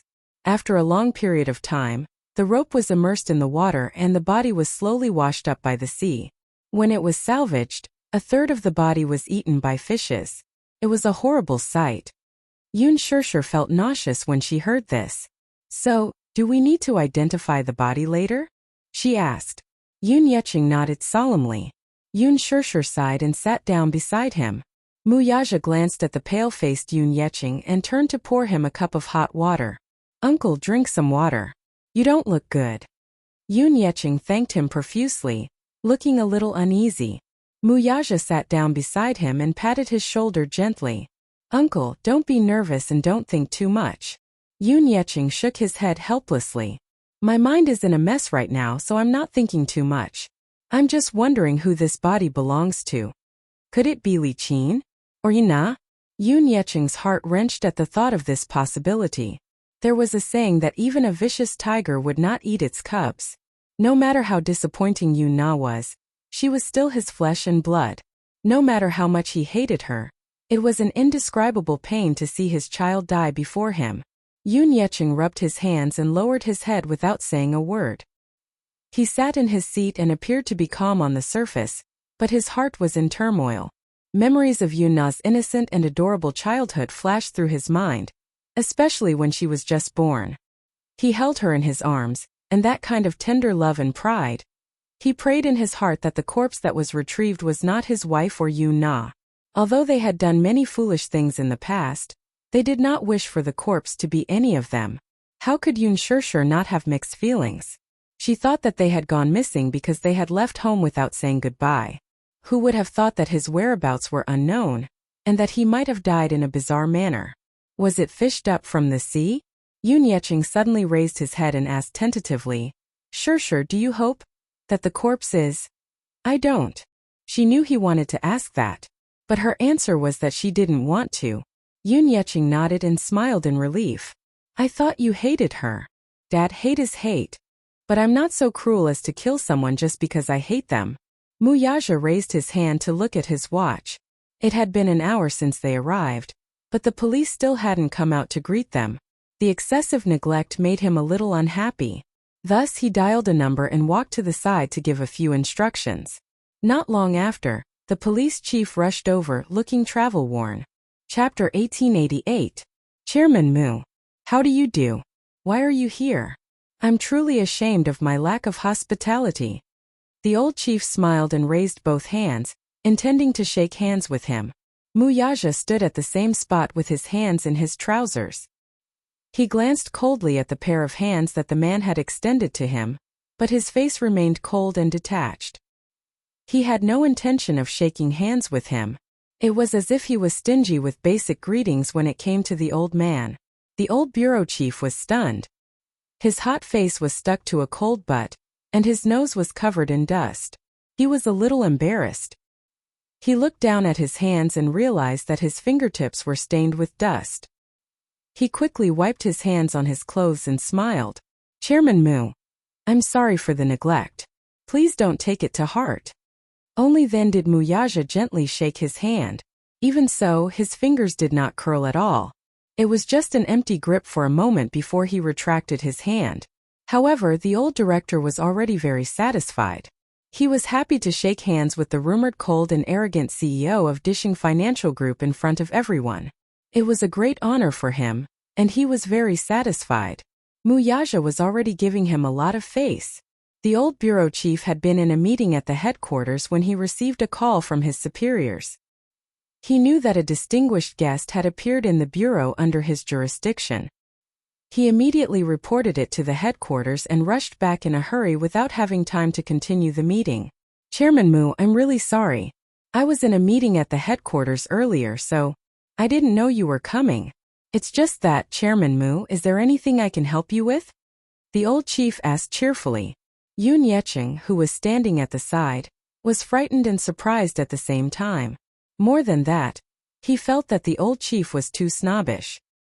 He stood at the side and asked a few questions, but the old chief ignored them all. Instead, he asked about Mu Yaja's well-being. It was obvious that he did not care about him at all. Mu Yaja interrupted the old chief's greetings.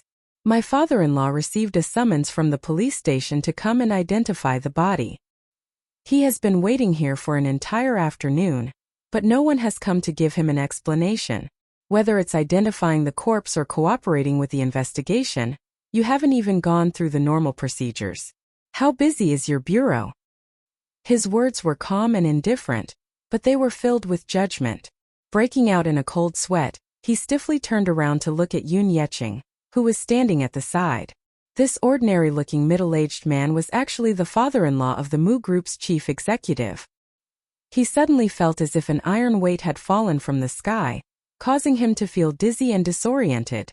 Thus, the old chief immediately went up to Yun Yeqing. His face bloomed like a flower as he asked politely, "My apologies. I'm sorry. Sorry to keep you waiting. I didn't expect him to be Chairman Mu's father-in-law. Haha, may I know your surname?" "My surname is Yun. How do you do, Chief?" Yun Yeqing suppressed his displeasure and greeted the man politely. "Excuse me, your bureau summoned me here. It said that a corpse was salvaged from the sea, and they need me to identify it." The old chief became serious at once when he said that. "A corpse? Has it been filed? I just received a call from your bureau, so I rushed over immediately. I don't know anything about the progress of the case, so I'm very anxious." Chapter 1889. With that, the old police chief led him and Yun Shishir to the office. Mu Yaja followed behind. It was only when they entered the office that they realized that the police officers, whom Yun Yeqing had imagined to be busy, were sitting in the office, drinking tea and joking leisurely. When they saw the old police chief enter, they immediately stood up straight and regained their serious expressions. "Hello, Chief." Mu Yaja glanced at the noisy office and frowned. "It seems that your bureau is very busy. Busy drinking tea and chatting." The old police chief's face was full of embarrassment. He coughed, patted the table and said sternly, "Is this your work attitude when I'm not in the bureau? Are all of you very free?"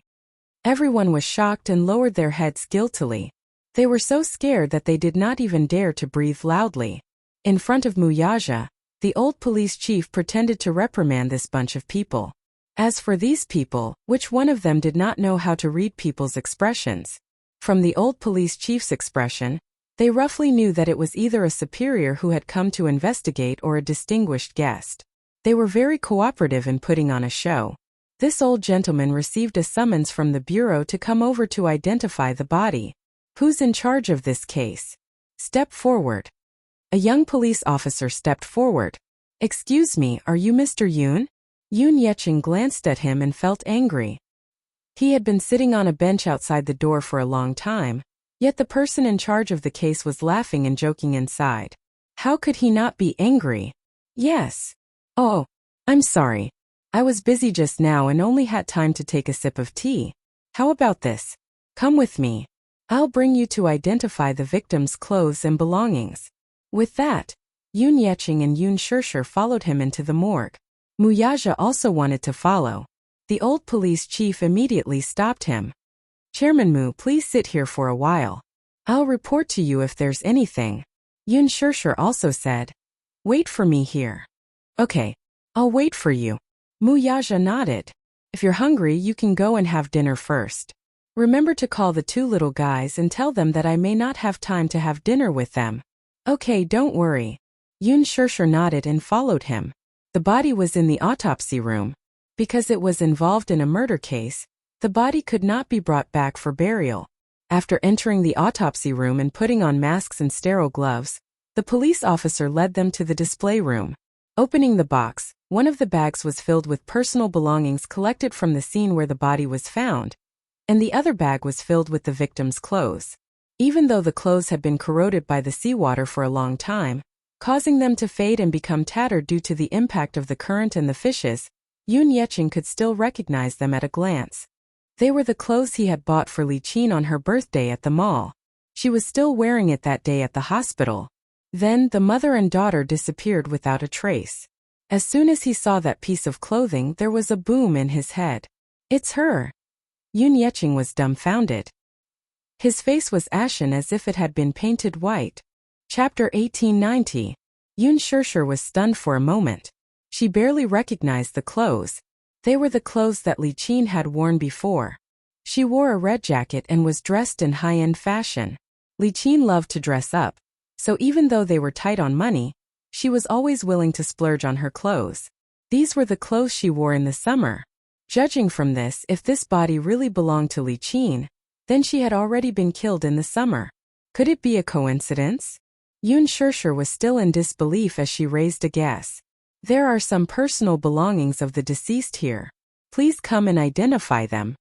The police officer placed the bag of belongings on the table and pointed. A watch, a black wallet, an earring, a gold ring, and a jade bracelet. Yun Shishir and Yun Yeqing walked over.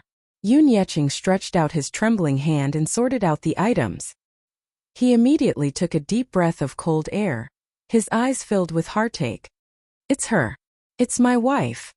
Yun Yeqing kept mumbling. He nodded and shook his head. Li Qin's sudden death made him feel a little lost and sad. How could such a good person be gone just like that? He really could not figure this out. The police officer shook his head and said, "The autopsy report is not out yet, so we can't come to a conclusion, but one thing is for sure, she was murdered." Murdered? Yun Yeqing turned pale with fright, somewhat in disbelief. She didn't have any feuds with anyone.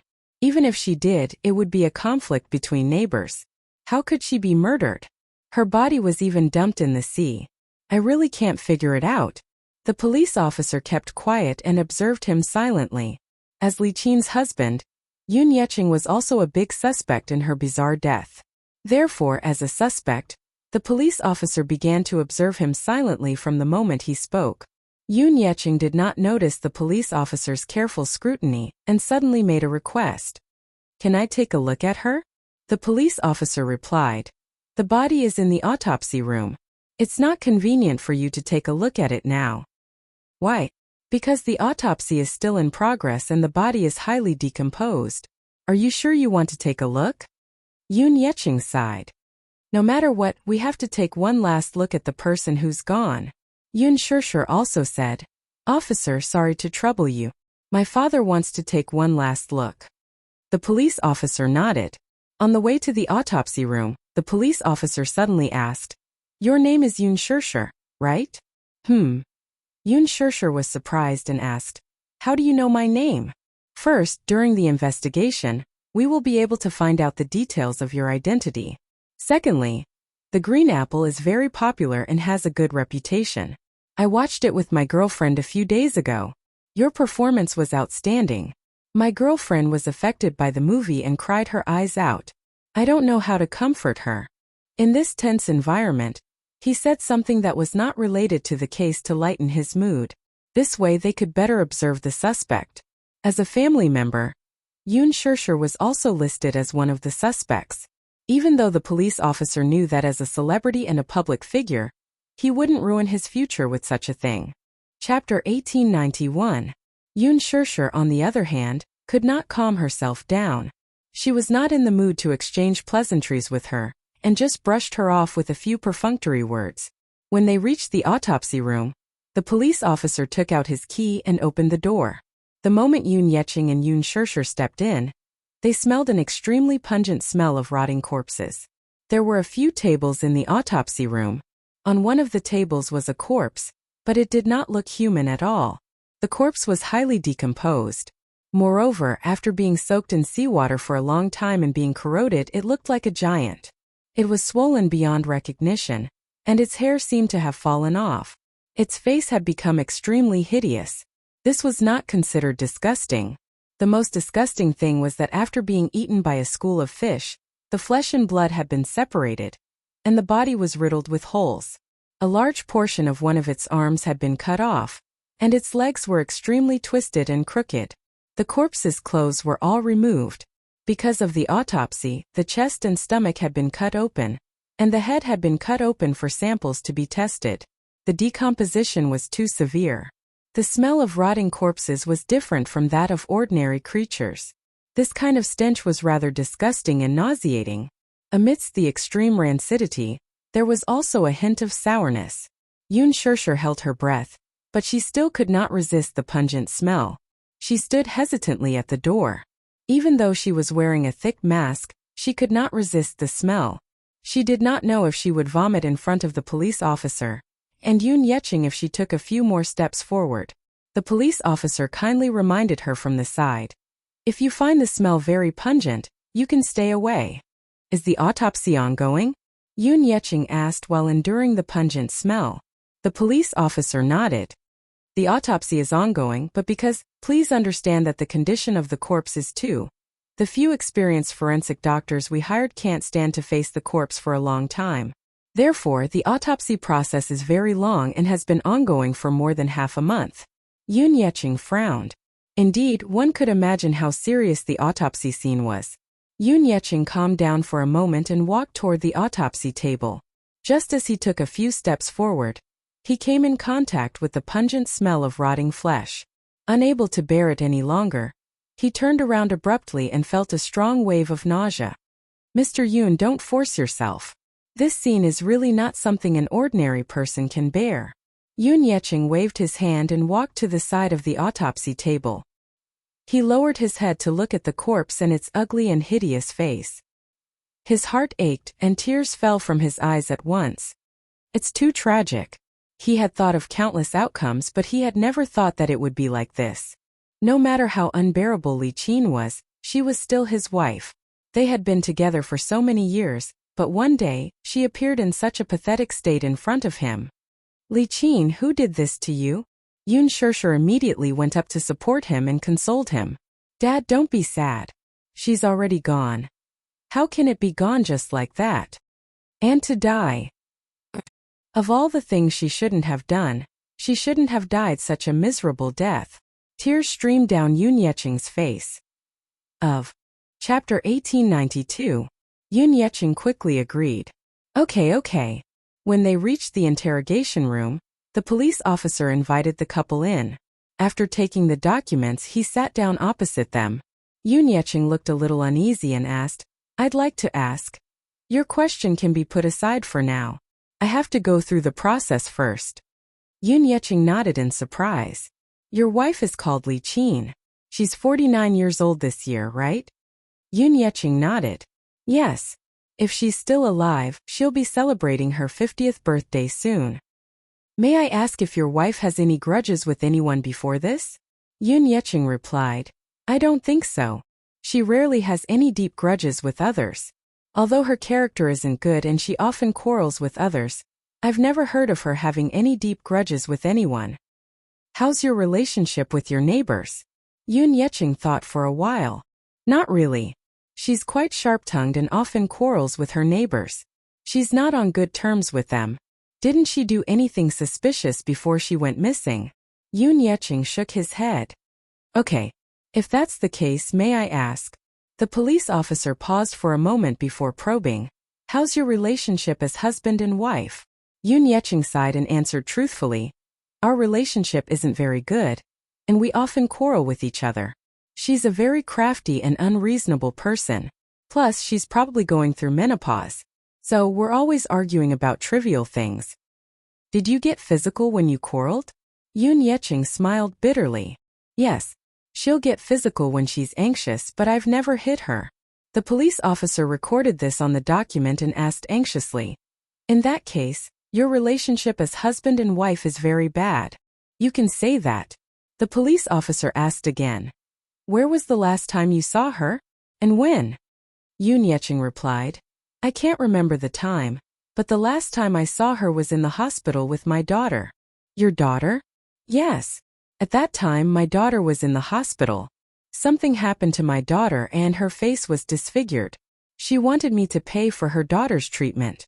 But at that time I really didn't have any money, so because of this we had a big fight and divorced. Later, when I returned to the hospital, the mother and daughter were gone. Mother and daughter? A sharp glint flashed in the police officer's eyes. Yes. My daughter Yuna is also missing. We understand the situation. Your daughter and wife went missing at the same time. Yoon Yeching replied agitatedly. That's what I wanted to ask earlier. My daughter is missing too. But now I don't even know where my daughter is, nor do I know what's going on.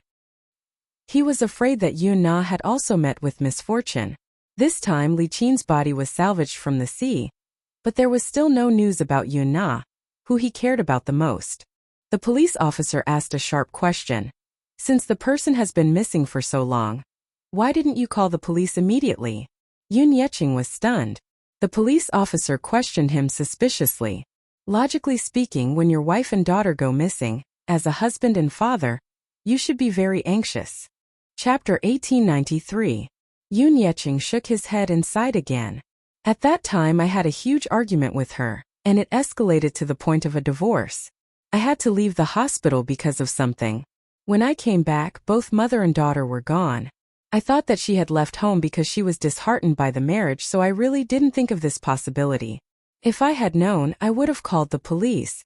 Who would have thought that she would meet with an accident? The police officer nodded.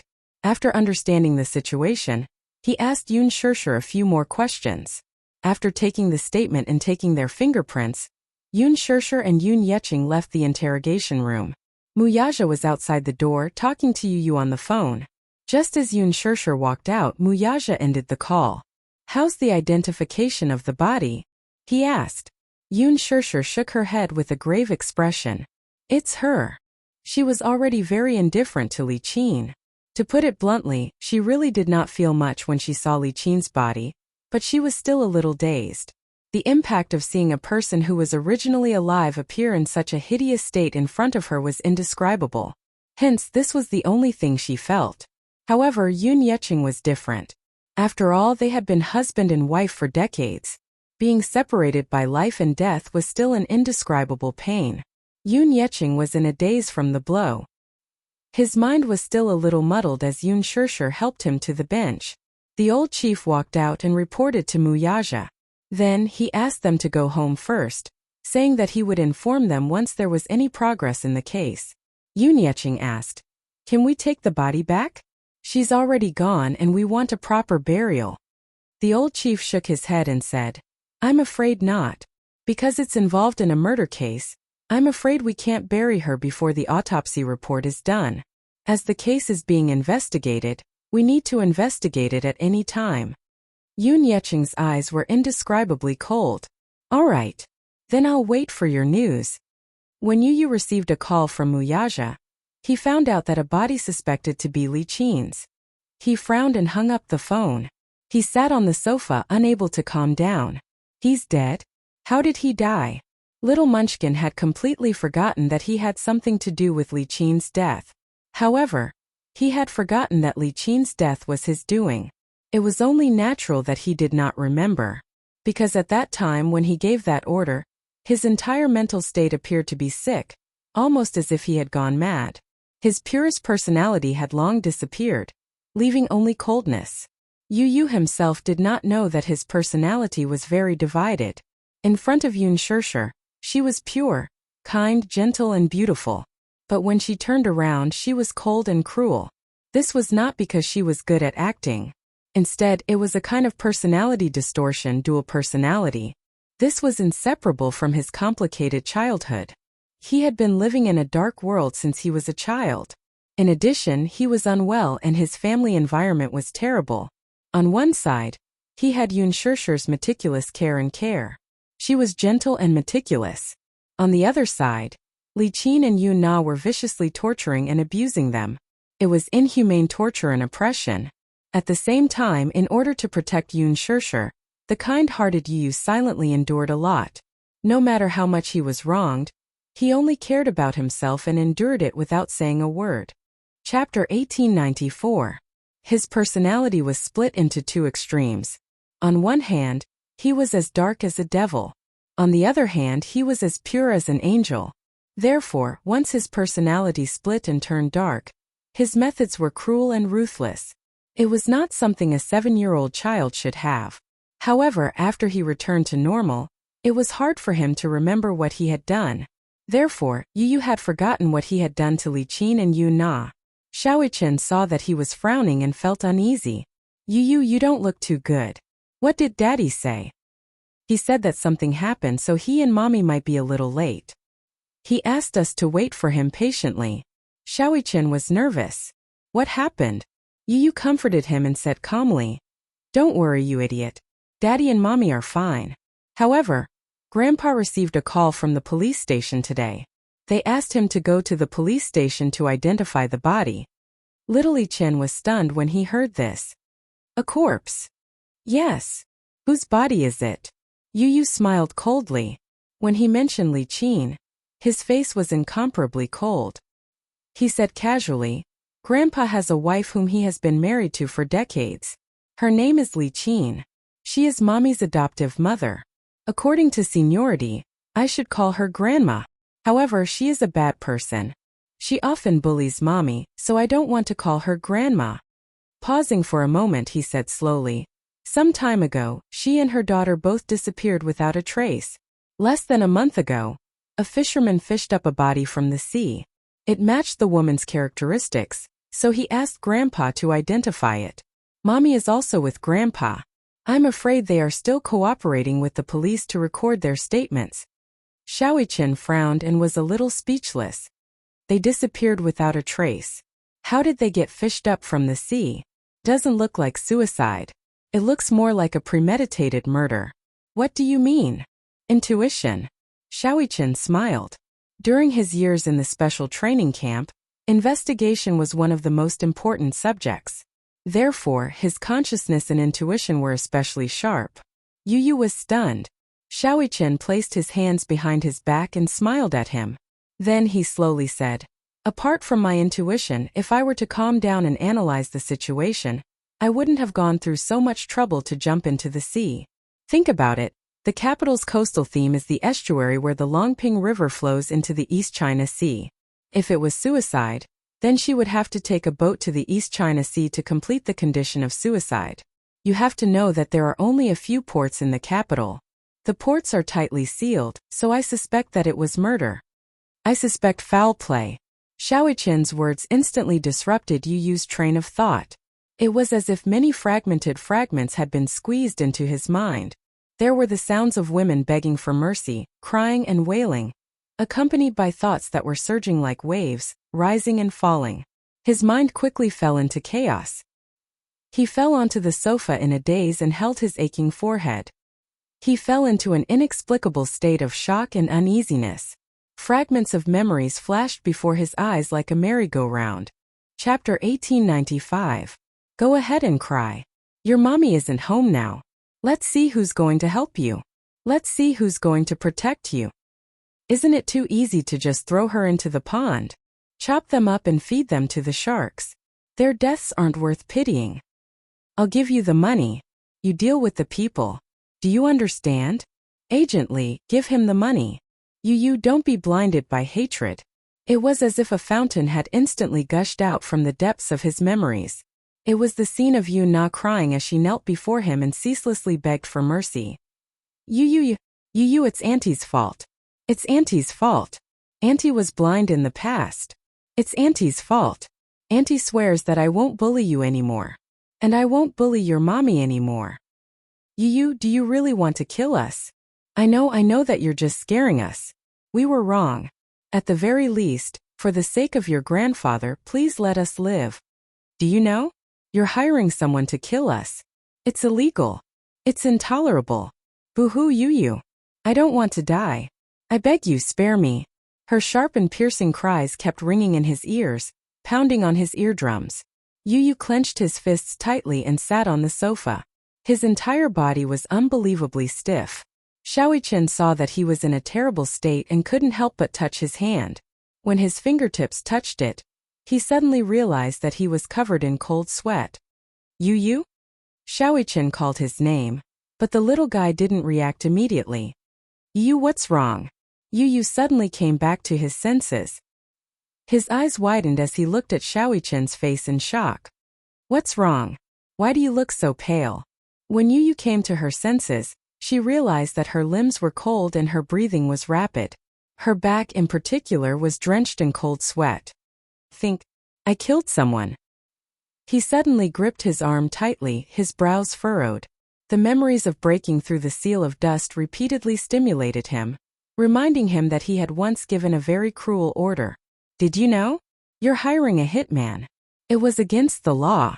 This was intolerable. Yu stood up abruptly from the sofa. The sudden movement startled little Li Chen, who was a little restless, and he quickly got up from the sofa as well. What did you just say? Xiao Chen was a little confused. You said you killed someone? I need to go out for something. As she spoke, Yu took out her phone and dialed Li Hanlin's number.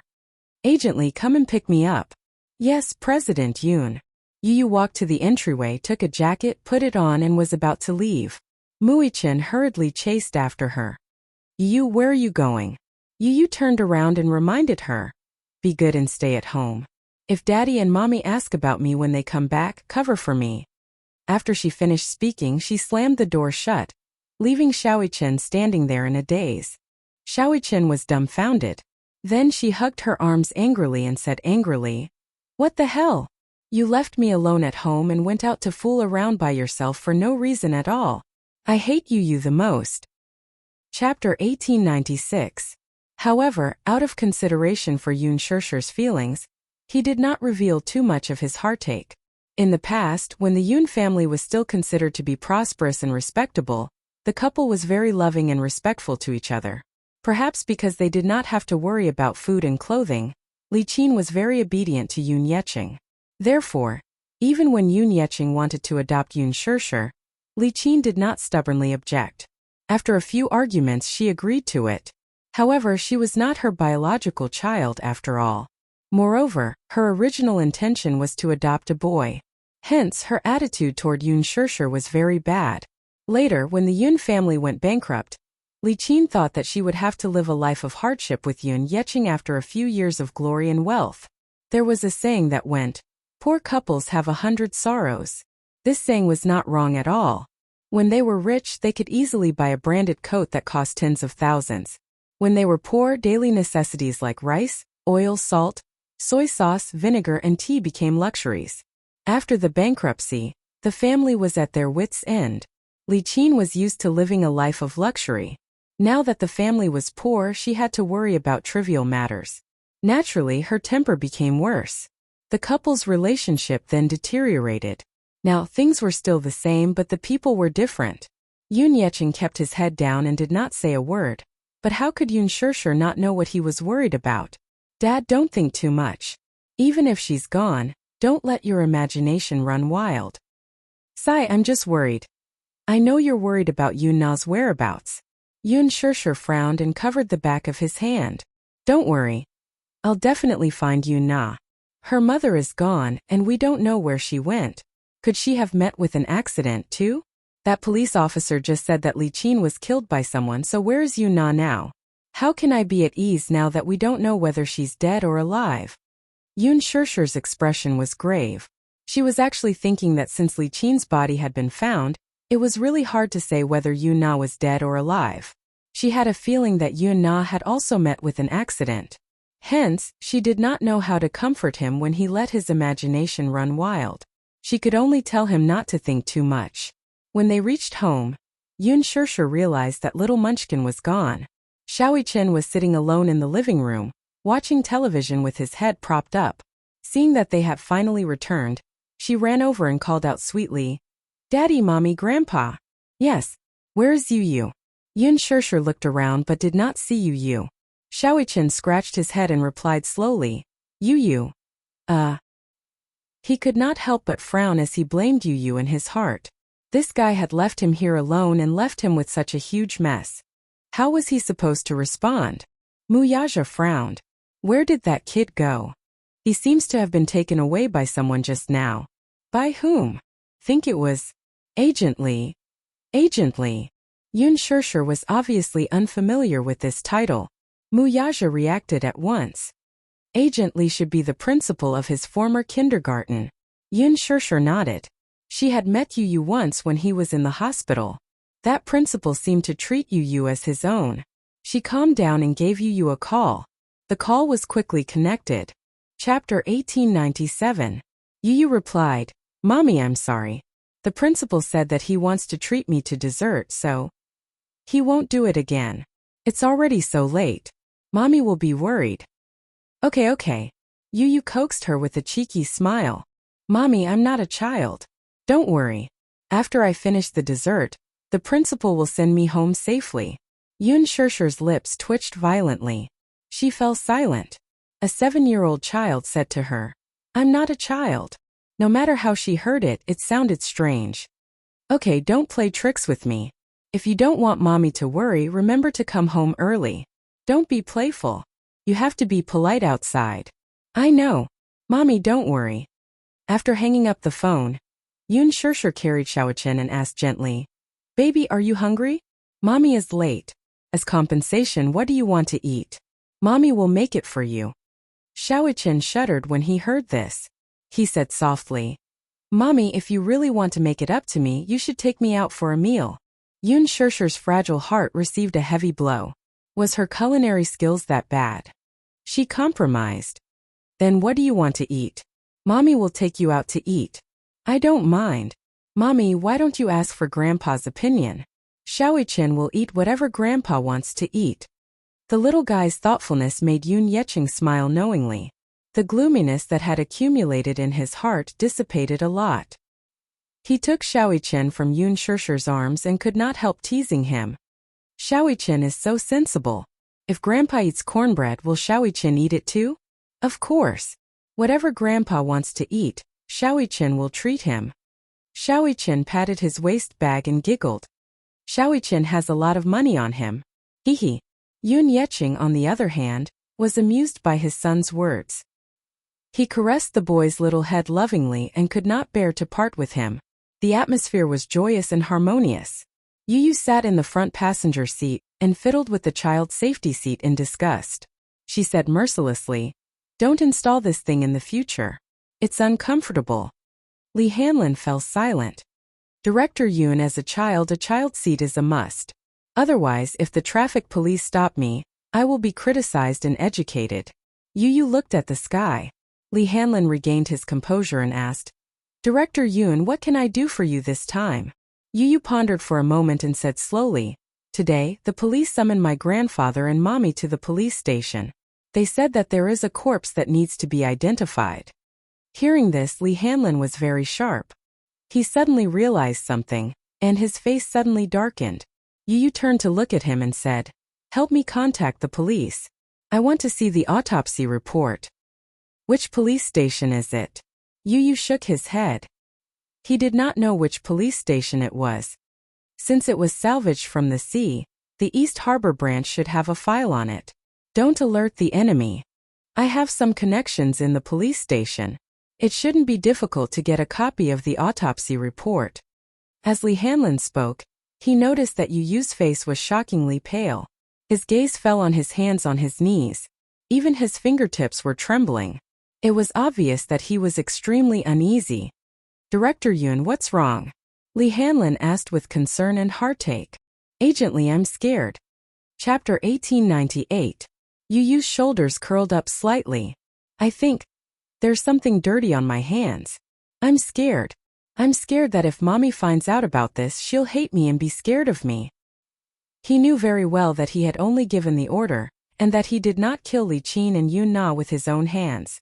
However, Li Qin and Yun Na's deaths were caused by him. He was not afraid of killing.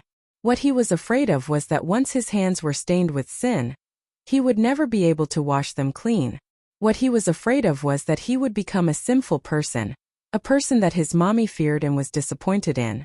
Back then, the reason why he wanted to kill Yun Na and Li Qin was because he found out from Li Dongqiang that Yun Na had secretly framed his mommy. He was so angry that he wanted to send those two women who had committed the most heinous crimes to hell. However, when he came back to his senses and calmed down, he realized that he had been blinded by hatred at that time and had lost his rationality. He did not regret what he had done.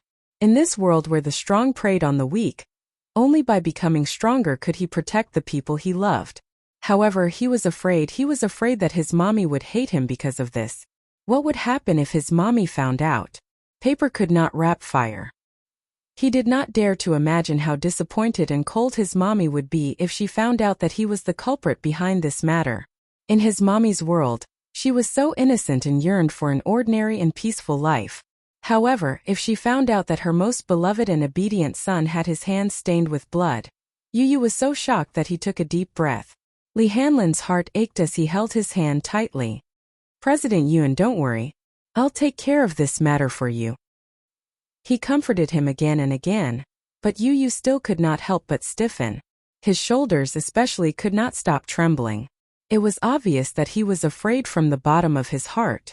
Li Hanlin made a phone call on the way back. Then, he drove Yu back to Laji Holdings headquarters. In the office, he poured Yu a glass of Coke. Yu suddenly looked up and held his arm tightly.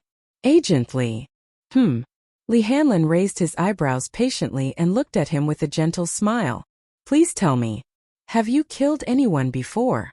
Li Hanlin frowned and fell silent. Yu's bright and deep eyes looked at him quietly. His eyes were filled with complicated emotions, helplessness and curiosity. At this moment, Yu had lost his usual composure and calmness. He looked at his father helplessly, like an innocent and naive child who had done something wrong. He felt extremely guilty. Li Hanlin smiled and shook his head. I've never killed anyone. Yu's heart skipped a beat, and she felt even more uneasy. He suddenly asked in a low voice, Let me ask you, is killing someone an unforgivable evil? Yes.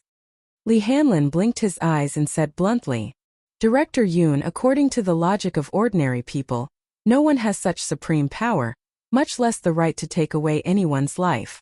Yu fell silent. There's nothing wrong with that matter. You're the one at fault. What do you mean? Li Qin and Yu Na are greedy and insatiable. They hurt your family. To you, this is an unforgivable crime. They ended up like this because you're stronger than them. There's nothing wrong with a person being strong. Chapter 1899. Li Hanlin continued to explain. This is a world where the strong prey on the weak. The so-called laws are just rules set by humans standing at the top of the food chain.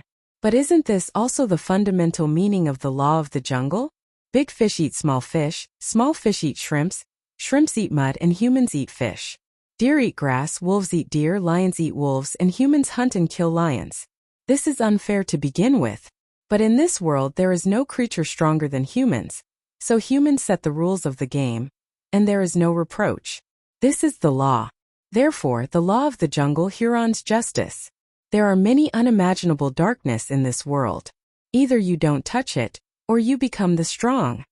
Li Hanlin sighed and gently hugged his shoulder. Mr. Yun, your mistake is that you are still too young. At such a young age, you should have had a carefree childhood. But you stepped into a world that ordinary people can't imagine. Yu's world was already different from Yun Shishir's. He stepped into an extremely dark world. And it was this dark world that set the supreme rules of the game. He was worth hundreds of millions and sat on an inexhaustible wealth. The toy drawings he designed could be used in missile development. Once the Sky Eye project he participated in was successful, the entire Sky Network would be blocked. The Hurricane Group behind him made a living from war. The smoke and war in this world were extremely cruel. But as the ruler, the Hurricane Group had already controlled the rules of life and death. For the time being, not to mention the arms transactions between the Hurricane Group and the governments and royal families of various countries, the arms sales to war-torn areas alone were enough to kill thousands of people overnight. But was this a sin? It was just a kind of capital for the strong. The most evil thing in the world was the human heart. Yu took a sip of cola and bit the straw. He understood what Li Hanlin wanted to say. Li Hanlin asked him, Mr. Yun, I just want to ask, will you regret it? Regret? From the moment you joined the Hurricane Group for a few days, the sin on your hands can no longer be washed away. Do you regret it? Li Hanlin asked gently. On the one hand, he felt sorry for him. He was just a child, a 7-year-old child. There was no need for him to come into contact with this cruel world so early. The Gong family was famous for their fighting prowess. As the leader of the World War, the Hurricane Group was not to be underestimated. Yu smiled and lifted his head. The confusion and uneasiness in his heart were swept away. I have no regrets. Why? Because that's the only way I can become a powerhouse. Even if my hands are stained with sin, I will protect Mommy and not let her come to any harm. He had had enough of cowardice, enough of being weak, enough of being bullied. She didn't want to recall the dark bits and pieces of her childhood. He would rather be stained with that sin and become the strongest person in the world. Only then would he be able to protect his mother tightly in his arms. When he was strong, his mommy wouldn't be bullied anymore. Only when he was strong could he protect the people he wanted to protect. Li Hanlin smiled knowingly and patted his head. If I had a son as strong as you, I would wake up laughing even in my dreams. If I had such a disappointing father like you, I would wake up crying in my dreams. Li Hanlin was deeply affected. Chapter 1900. Li Hanlin clutched his wounded chest and complained tearfully. You, I'm so sad. I treated you like my own son and loved you like you were my own. But what about you? Not only did you deduct my bonus, but you also shot me down. It's so unfair. Yu said coldly. Agent Li, you must always remember that this is a world where the strong prey on the weak. As your superior, it's my right to deduct your bonus. If you're so capable, why don't you deduct my bonus too?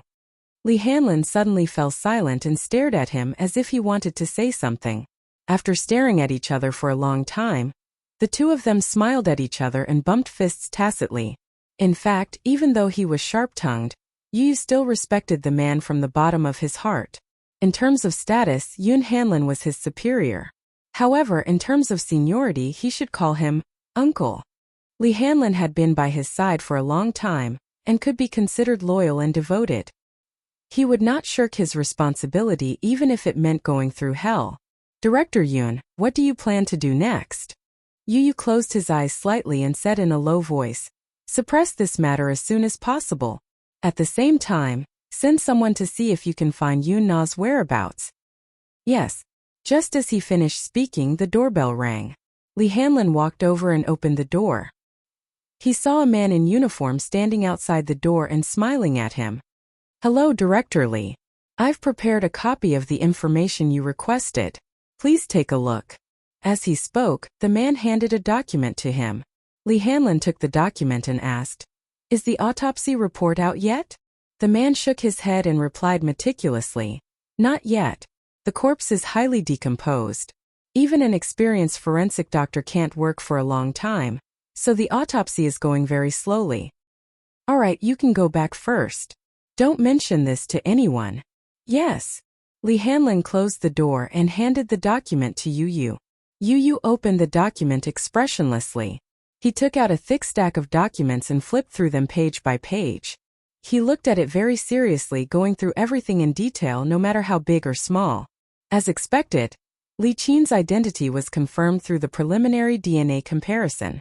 It seemed that the corpse was indeed Li Qin. I remember that I asked Li Dongqiang to clean up his hands and feet. Yu sneered, his eyes cold. Li Hanlin fell silent. He suddenly said, I'm guessing that he must have wanted to drown them in the sea. Generally speaking, once a corpse is drowned in the sea, it will decompose completely within a few months. Even if it's not completely decomposed, the school of fish will devour the corpse until there's nothing left. Li Dongqiang is not a kind person. He is ruthless and merciless. Li Hanlin thought to himself, no matter how ruthless I am not as ruthless as you. However, he didn't dare to say this out loud. Li Hanlin said casually, which one of the gangsters on East Street hasn't killed anyone before? Their days were spent licking blood from the edge of a blade. These people have no principles. They do things as long as they're paid. As for their efficiency, they can't be compared to professional killers. Even if Li Qin's corpse has been found, what about Yun Na's whereabouts? Yu raised his doubts. Chapter 1901. Yu disagreed. Since Li Qin has been found out, we still have to find Yun Na's whereabouts to play it safe. If she's alive, I want to see her. If she's dead, I want to see her corpse. If there's an accident, it'll be a disaster if we keep her alive. Li Hanlin nodded in agreement but said hesitantly, the East China Sea is so big. Finding a person is like finding a needle in a haystack. I can only do my best. Yu put the file on the table and pursed his lips. Indeed, finding a corpse in the sea was like finding a needle in a haystack. He pondered for a moment and said, send someone to deal with the fishermen at the East Port. They go out frequently. If they find anything, suppress the news before calling the police. Li Hanlin nodded. So far, this was probably the only way to deal with the aftermath. Yu's knuckles gently knocked on the table, but there was a thick layer of hostility between his eyebrows. As for Li Dongqiang, his hands and feet are dirty. There's no point in keeping him. Understood. Leave it to me. East Street Underground Gambling Den. It was 2 o'clock in the morning. It was the time when there was a boiling cauldron of voices. Li Dongqiang was guarding the den with a cigarette in his mouth. He was like a tiger walking in his territory, patrolling around the den. Suddenly, a servant came over and whispered in his ear, "Boss, someone is looking for you." Li Dongqiang frowned and glanced at him. "Who's looking for you?" The hooligan shook his head blankly and said vaguely, "I don't know. But he said he has a big business to discuss with you." Big business? Li Dongqiang's eyes lit up when he heard this. In their line of work, the so-called big business was a code word. It meant that there was a job for him. Therefore, he threw the cigarette butt on the ground and stepped on it. He asked casually, "Where is he?" "He's waiting in the house." Li Dongqiang ordered, "Watch the den for me. I'll be back soon." As he spoke, he walked towards the house. However, when he walked to the door, his nose keenly caught a suspicious scent of blood. People like him who walked on the fringes were very sensitive to the scent of blood. As soon as he walked to the door, he noticed it. Therefore, his hand that was pushing the door open hesitated for a moment, but he still pushed it open. Just as he was about to step in, he didn't know that a strong man in black standing at the door had grabbed his collar and pushed him. Li Dongqiang staggered and fell to the ground. As soon as his hand touched the ground, he felt that the ground was sticky. He raised his head and saw a pair of empty eyes. When he saw the corpse lying on the ground, he was shocked. "Holy **T. Li Dongqiang scolded and heard the door behind him close with a bang. He turned his head warily and saw 2 men in black guarding the door. One of them walked towards him and grabbed his hair. He raised his head and glanced at him. "You are Li Dongqiang?" "Yes. Yes. Who the **CK are you?" Li Dongqiang was so scared that he was tongue-tied. When he came to his senses, he saw that there were 7 or 8 corpses lying on the ground in the house. They were all his subordinates. These people were the ones who had been present when he dealt with Lu Jingtian. They had all been silently silenced. "Get rid of him," one of them ordered. Chapter 1902. Would these men in black give him this chance, though? They grabbed his hair, twisted his neck, and threw him to the ground. Then they took out their pistols and accurately shot him twice between his eyebrows. Blood splattered everywhere.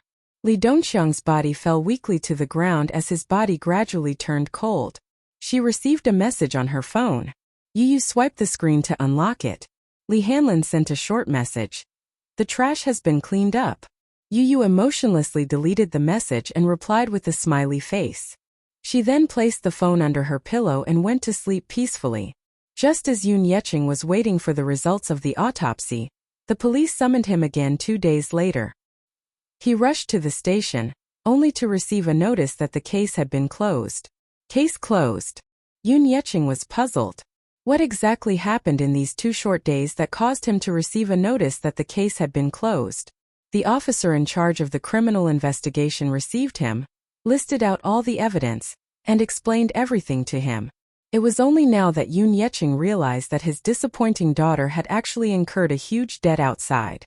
The suspect, Li Dongqiang, has his own territory on East Street and runs an underground gambling den. He's a notorious hoodlum and a frequent visitor to the police station. The officer spread out a few photos for Yun Yeqing to take a look.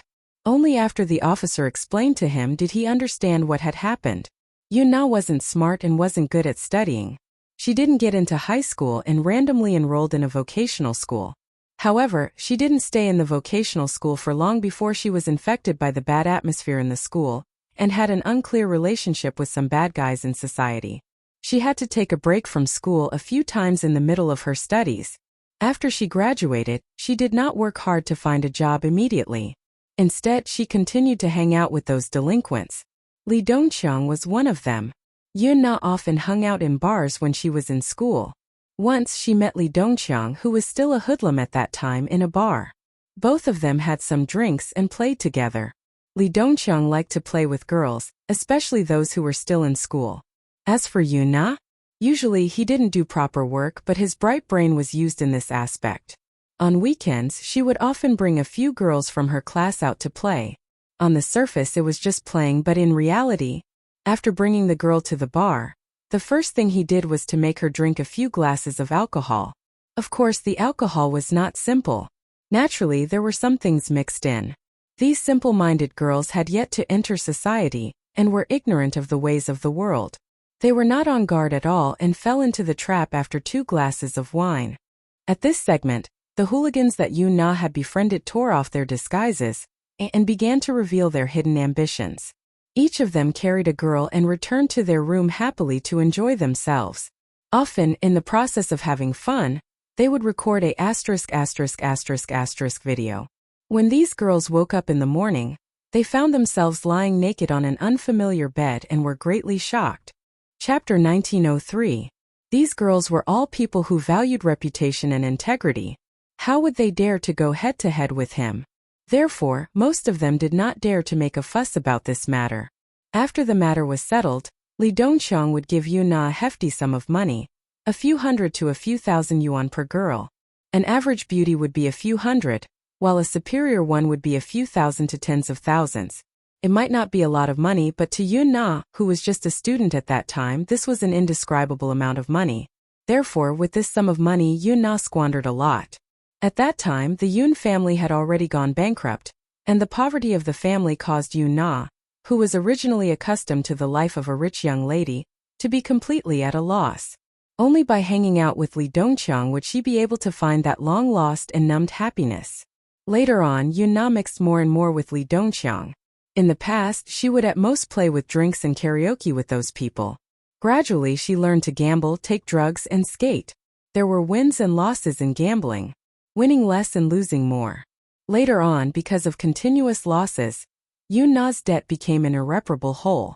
She once asked Yun Yeqing for money, but where did he get the money at that time?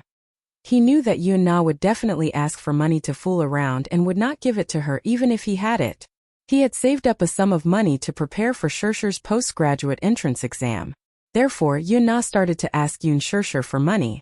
At first, Yun Shirshir was unwilling to give it to her. She had to spend money everywhere to take care of the sickly Yu. At that time, she had just entered society and was busy subsidizing the family, helping Yun Na pay off her debts, and taking care of Yu. Life was very tight.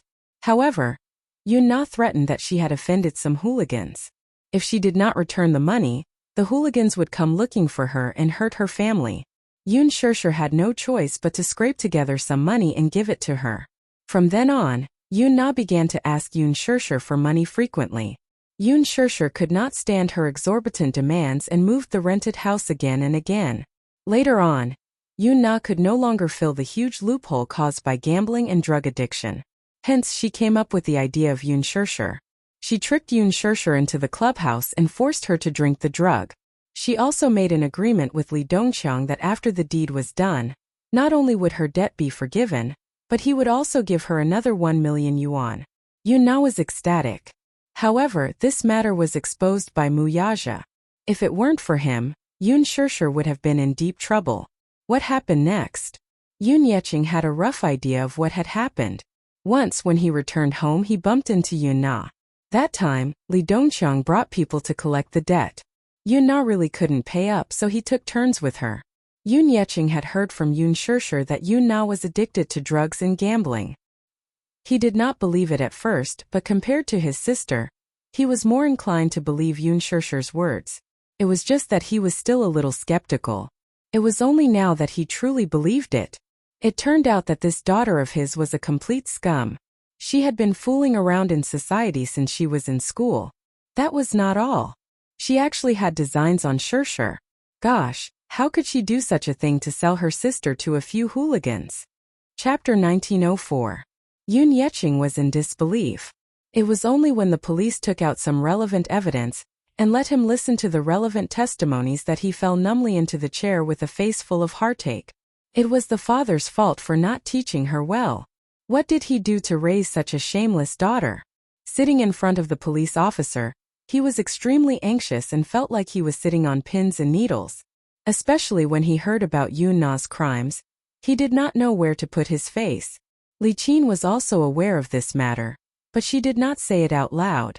However, The mother-daughter pair could only blame themselves for being reduced to such a state. If not for Yun Na's insatiable greed and selfishness, she would harm others for her own benefit. What about Li Qin? She was pitifully implicated by this unfilial daughter, and died a wrongful death. For a moment, Yun Yeqing did not know what to feel. There was heartache, confusion, and hatred. His hatred for Yun Na's ugliness grew. This case could be considered closed at this point. Li Qin's body had been found, but Yun Na's body was probably still undiscovered. The police officer said to him, "The East China Sea is huge. I'm afraid it's like looking for a needle in a haystack if you want to search for the body thoroughly.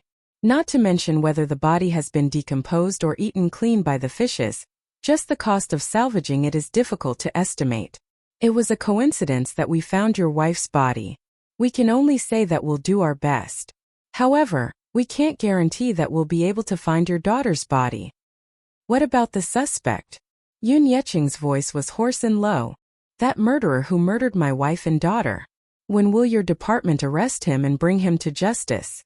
The police officer replied, "The suspect was killed by his fellow gang members before we sent people to arrest him.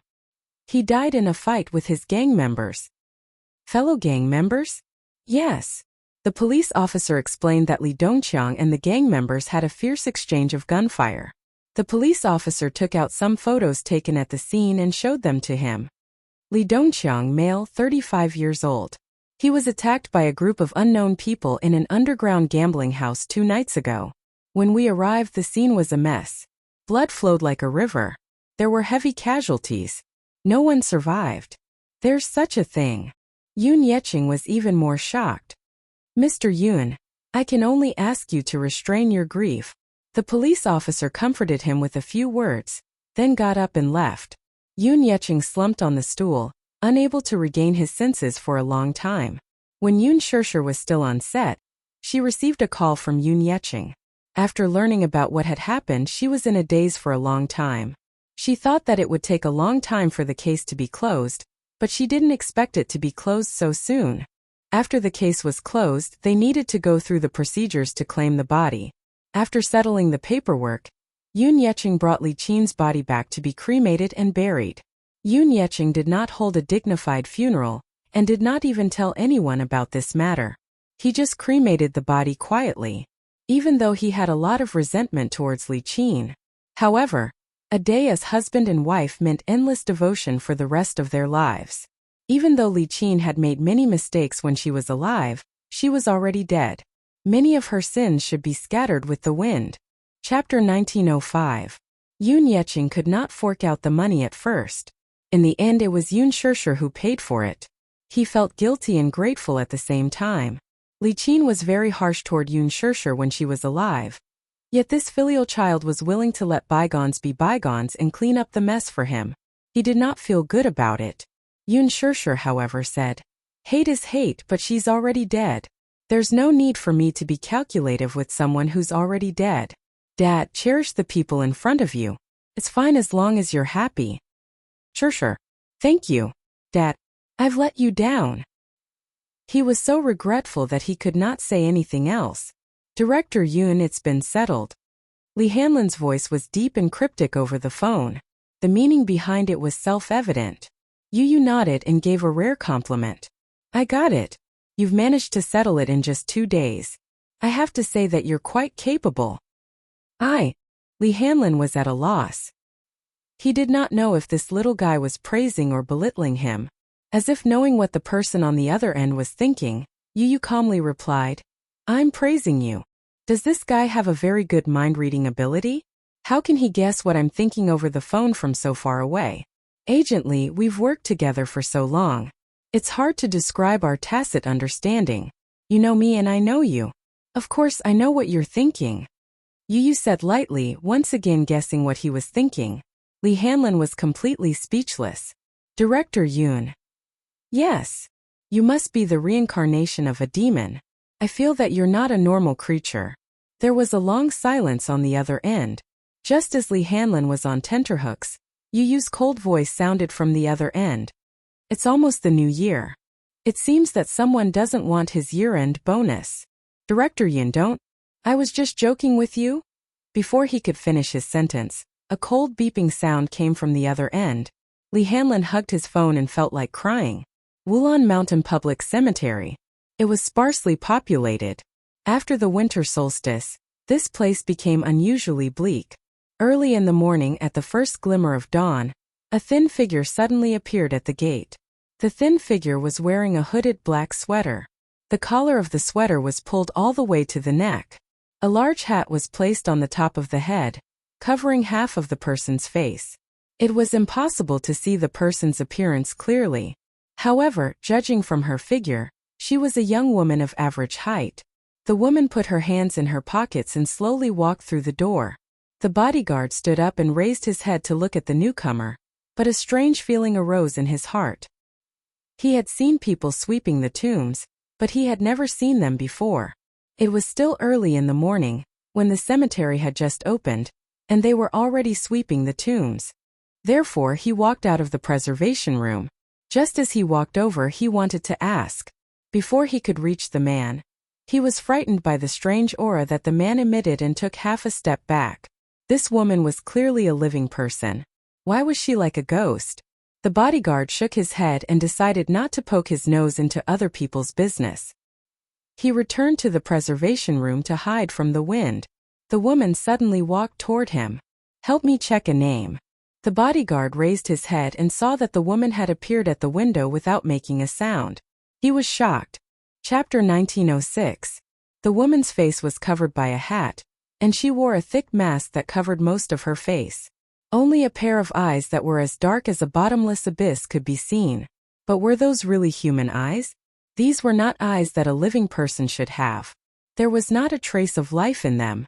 They were like two empty holes that emitted a biting cold air from the depths. What was more frightening was that the area around her eyes was covered with hideous scars, as if she had been scratched by something sharp. Although the wound had healed, it left a permanent scar.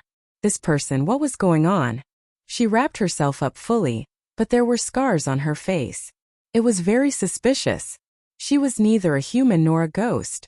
To be honest, after guarding the tomb for so many years, this was the first time he had been frightened by a living person. The security guard patted his chest and did not wait for him to react. "Help me check a name." The woman repeated this sentence eerily, as if she was silently chanting an ancient and terrifying spell. Her voice was low and hoarse, and there was no trace of life in it at all. The security guard's face stiffened for a while. Then he took the booklet from the side and asked in a bad mood, "What's the name?" "Li Qin." "Mu Zili, is Qin the Qin in piano?" The woman nodded slowly. "Yes. Aya. This name was just added not long ago. It's in the 19th row, 23rd. As soon as he finished speaking, the woman turned around without saying a word and walked towards the tomb. The security guard stared at the woman's back as she left. After a long time, he could not help but spit out a few words.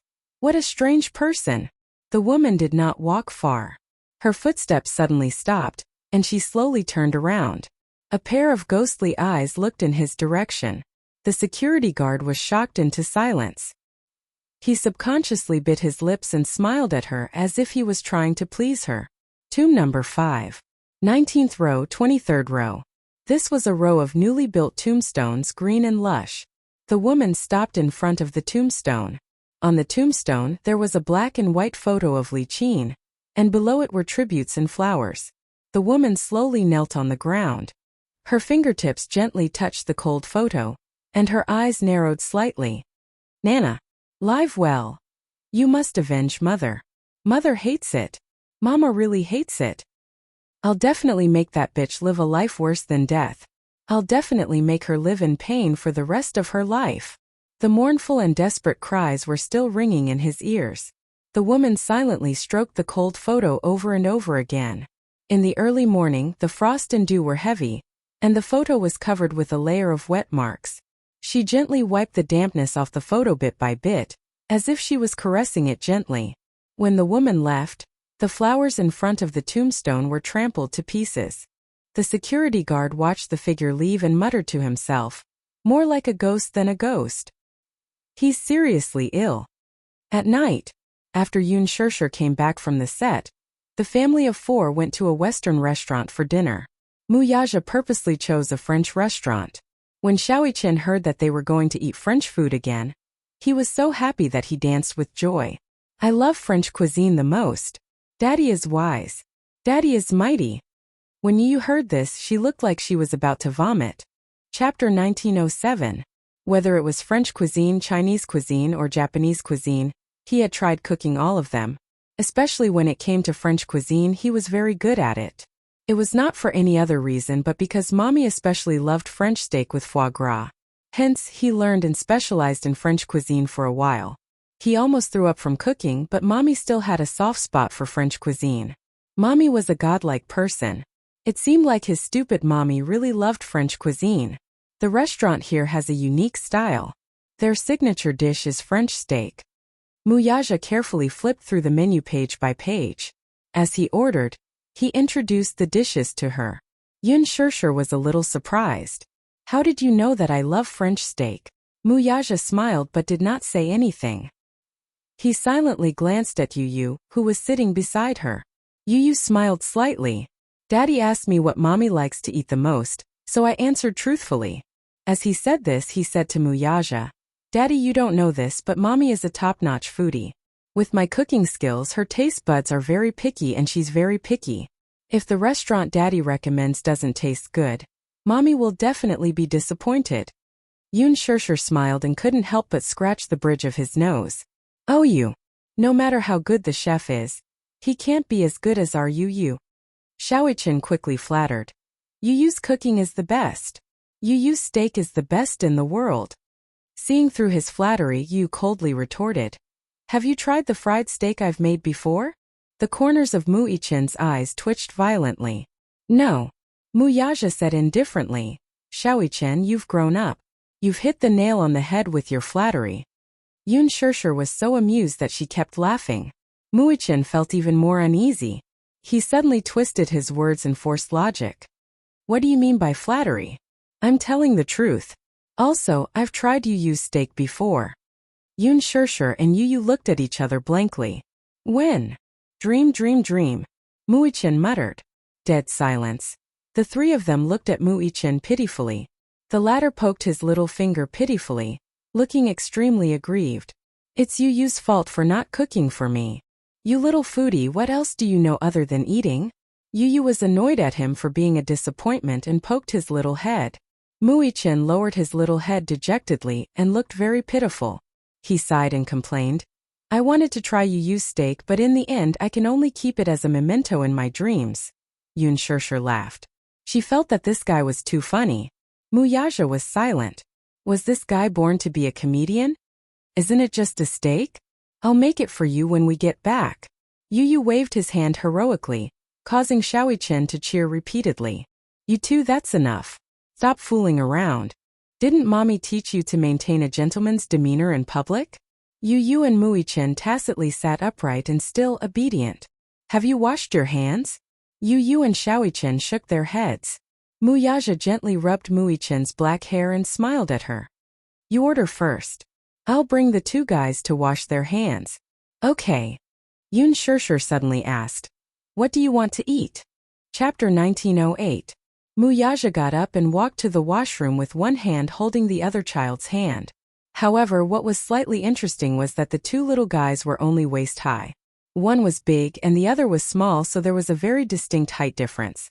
Muyaja's 1.88 meters tall height was eye-catching. However, perhaps because he was too tall, he had to lower his posture a little and bend his knees slightly while holding the two children's hands. Therefore, the man did not look as domineering as before.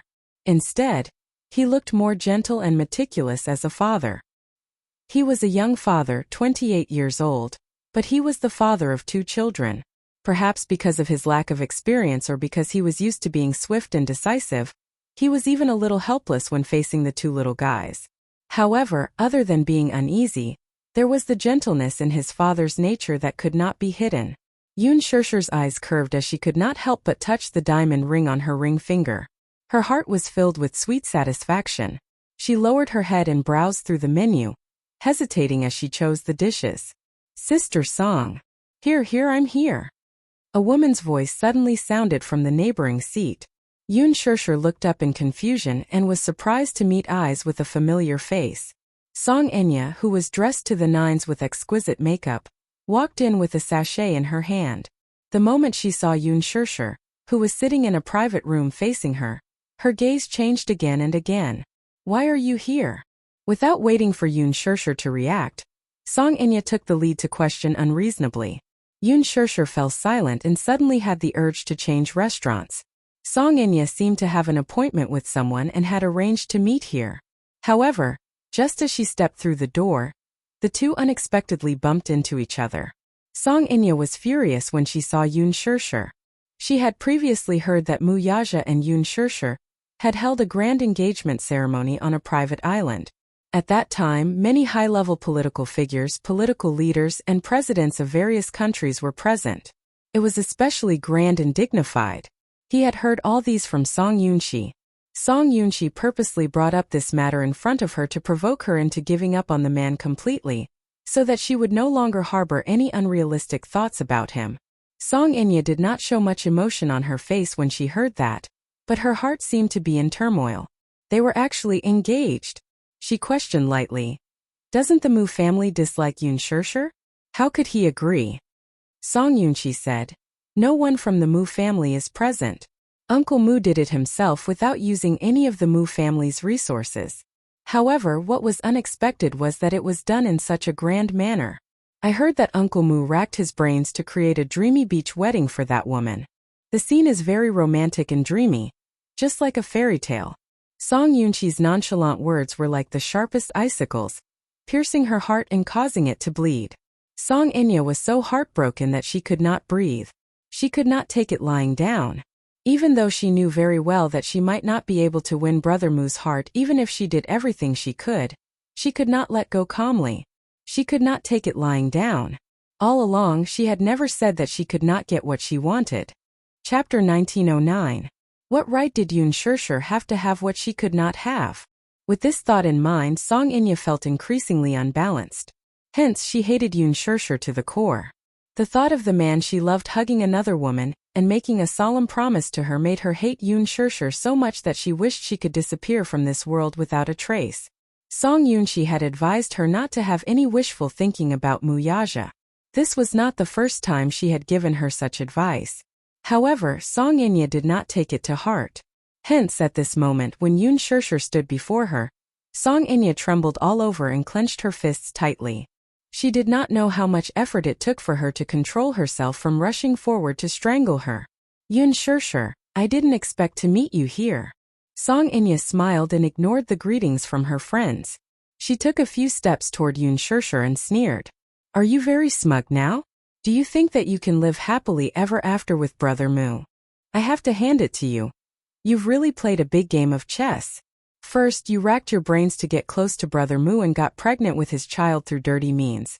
In the end, she would secretly hide the child by her side. When the time came, she would naturally be able to rely on her child to enjoy the glory and splendor of wealth. Do you think that you can take root in the Mu family with your lowly status? Don't think that you can rest easy just because you're engaged to Brother Mu. Let me tell you, you don't have the right to step into the Mu family." Yun Shirshir knitted her brows in disgust and waved her hand in disgust. "What a strong sour taste. Why are you so jealous of me? Song Enya, you can only be jealous of me. Don't tell me that you want to snatch your Brother Mu from me?" Yun Shirshir paused for a moment. She unrestrainedly enjoyed the look on Song Enya's face and smiled faintly. "If you want to snatch him from me, you'll have to see if you have the right to do so." "You!" Song Enya did not expect Yun Shirshir to reply to her with such an aggressive tone. She was so furious that her shoulders heaved up and down violently as her whole body trembled in anger. "A slut will always be a slut. Look, I really hope that Brother Mu is also here, so that he can hear your wild ambitions with his own ears. Don't keep calling me Brother Mu. I remember that according to seniority, you should call him uncle. Then as your aunt, shouldn't you be a little more respectful?" She was the mayor's daughter, yet she had such poor upbringing. She kept saying slut every day. If word got out, it would be very unpleasant. "I heard that you graduated from a prestigious school, so you should be well-mannered. I didn't expect you to behave like an unreasonable shrew." Such merciless mockery made Song Inya lose all face. Unable to control her anger, she lost her rationality and strode up to Yun Shirshir. She glared at her condescendingly and scolded, "You shameless slut!" As he spoke, he raised his hand and was about to slap Lin Mengya. In the next second, her hand was tightly grasped by a strong hand. "Let go. Who is it?" Song Inya turned around abruptly and sent a palm strike toward her. Chapter 1910. Before Song Inya could see clearly who the person in front of her was, her face was already burning. It was a powerful slap to the face, but it caused everyone present to be fiercely stunned. Muyaja pulled her away. Song Inya lost her balance and staggered, falling onto the dining table and sitting on the floor. Even now, she was still in disbelief as she raised her head. However, when she finally saw who the slap came from, she was so wrong that tears instantly filled her eyes. Brother Mu?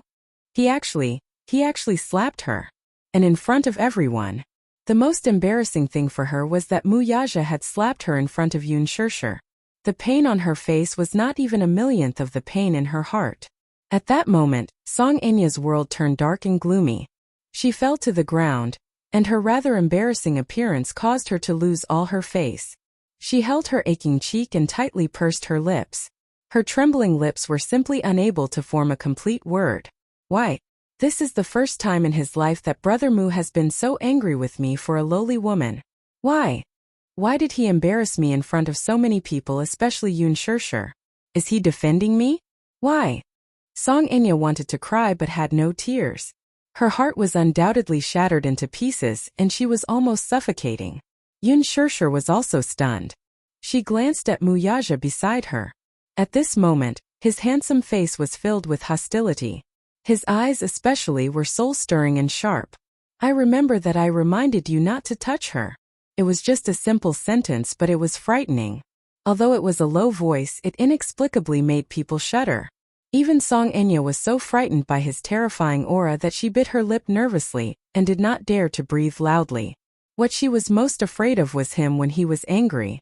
That pair of eyes stared at her coldly, as if he was looking at a stranger, or as if he was staring at an abominable face. There was obvious disgust in his eyes. "Does he hate me?" Song Inya could no longer hold back her tears. Yu and Xiaoichen also walked over. Their legs were not as long as Muyaja's, so when they rushed over, they happened to hear Muyaja's harsh words. When Yu heard this, he almost clapped his hands and cheered. "Daddy is handsome and heroic." This bad woman popped out of nowhere. They had only left for a short while and she was already an eyesore. She didn't know what she had done to Mommy to make Daddy so angry. However, Yu was comforted by the way her daddy defended her mommy. Xiaoichen also thought to himself, "Daddy is so cool. Whoever bullied Mommy, he had to get back at them. Otherwise, others would think that his mommy was easy to bully." "Song Inya?" Xiaoichen sneered inwardly. He hated this woman from the very beginning, especially after their encounter in Fairy Tale Valley. He hated the Song sisters for the rest of his life. The Muse and Songs had some dealings with each other, but now Xiaoichen pretended not to see the elders of the Song family, which infuriated the Song family. However, his daddy did not say anything, nor did he force him to address those elders. Chapter 1911. Muyaja did not embarrass the Songs on account of the Jiangs. If not for the fact that the Songs were related to the Muse, he did not want to embarrass them. When Yun Shirshir saw that Muyaja had arrived, her heart calmed down and she felt an inexplicable sense of security. She hooked her arm around Muyaja's and snorted. She swept a glance at Song Inya, who was on the ground, with a smug look on her face. It was obvious that she was purposely trying to anger the other and flaunt their love in front of her. There was a saying that went, "Flaunting love dies quickly." However, when it was necessary, she still had to declare her sovereignty. Song Inya was so angry that her face turned ashen. She looked like she was about to vomit blood. Yun Shirshir's silent humiliation made her feel even more embarrassed. With the help of her friends, she slowly got up from the ground and glared at Yun Shirshir. However, just as she glared at her, Muyaja's cold gaze landed on her face like a knife. Song Inya was sad and embarrassed. She was so angry that she was at a loss for words. She looked at him with tears in her eyes, but just as she was about to speak, Muyaja blocked her with one sentence. I don't want to see you. These 6 words were enough to make Song Inya deeply understand what it felt like to be heartbroken. She bit her lower lip and muttered timidly, Brother Mu. Do you want me to send someone to chase you away? Mu Yaja narrowed his eyes dangerously. She knew his character. He meant what he said. She gritted her teeth and weighed the pros and cons. In the end, she decided to leave with dignity. Before she left, she did not forget to glare fiercely at Yun Shirshir before leaving in a huff. Yun Shirshir muttered, Unreasonable. Mu Yaja turned his head expressionlessly. She could not help but shrink her shoulders, thinking that he was going to reprimand her for something. After all, she had ruthlessly insulted Song Inya just now. She did not know how much of it he had taken in. Unexpectedly, he smiled helplessly and said, Little thing, I didn't expect that you would finally do well for once. He could hear her eloquent and aggressive words from afar. Mu Yaja felt very gratified. Yun Shirshir blushed. What do you mean? What do you mean you've finally done well for once? Yu sighed and explained, Stupid mommy. Daddy means that you finally worked hard for once and didn't let anyone bully you. Yun Shirshir. Xiaoichen pursed his lips and said, Where did this bad woman come from? How annoying. Isn't it enough for you to harm me? You even came to harm my mommy. Yun Shirshir was surprised. When did she harm you? Let's not talk about the past. Anyway, even I can see that neither of the Song sisters is good. Yu said coldly from the side. Muichin, can't you tell? That woman is obviously trying to snatch daddy from mommy. Snatch daddy? When Xiaoichen heard this, he immediately hugged Mu Yaja tightly and said indignantly, No way. If she wants to snatch daddy, she'll have to get past me first.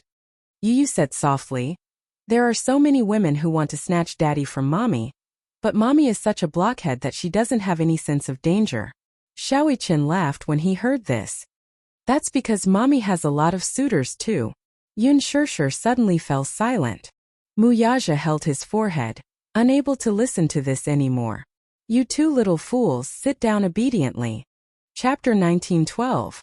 Mu Yaja asked, Did she touch you? Yun Shirshir shook her head. No, she didn't.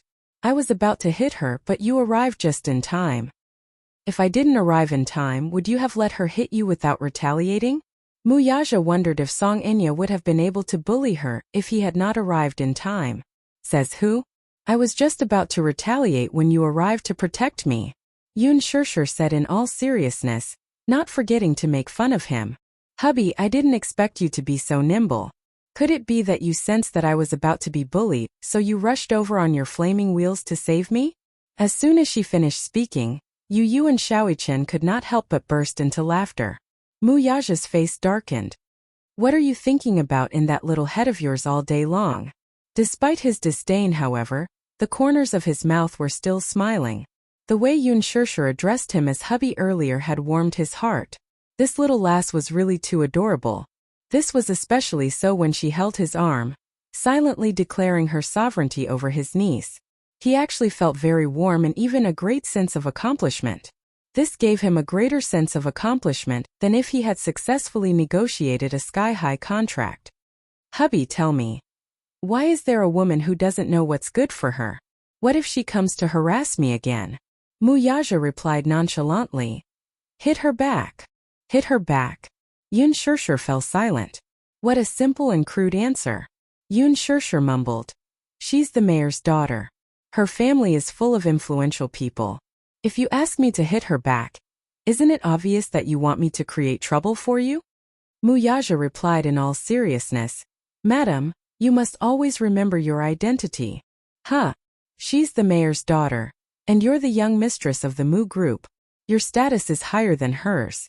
Even if you bully her, when the time comes and things get out of hand, the one who comes running to apologize is her, not you. Do you understand? Mu Yaja said indifferently. So, my husband is so powerful? Yun Shirshir pretended to be surprised and looked at him. The expression on her face was playful and cute. Mu Yaja cast a sidelong glance at her. You just found out? Yun Shirshir stared blankly for a moment. Then she smiled.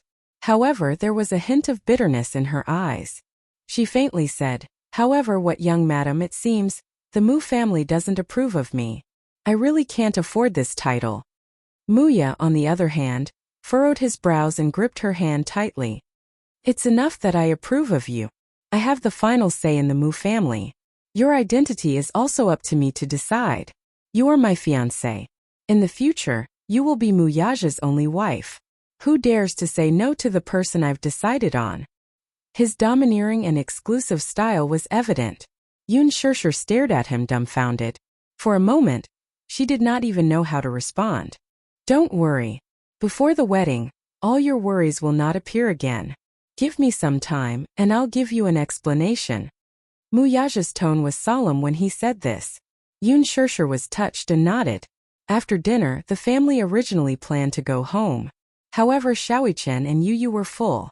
Hence, they suggested watching a movie to digest their food. Watch a movie. Chapter 1913. As if by magic, Xiaoyichen suddenly took out 4 movie tickets from his wallet. Yun Shirshir took a closer look and realized that they were 4 movie tickets for the Green Apple. She fell silent. Xiaoyichen, how many movie tickets did you buy? So many. Didn't I tell Mommy that I would reserve the entire theater for everyone to watch? Xiaoyichen glanced at her from the corner of his eyes. You're so generous. Yun Shirshir broke out in a cold sweat. Hence, the family headed to the theater after making up their mind. On the way there, Yun Shirshir suddenly felt a little cold. When they left the house, it was still evening and the weather wasn't that cold. However, now that it was night time, the cold wind blew and she shivered.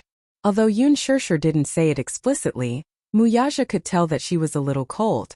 Hence, he drove to a branded fashion store and brought Yun Shirshir inside. When the family of 4 stepped into the store, everyone was stunned and looked in their direction.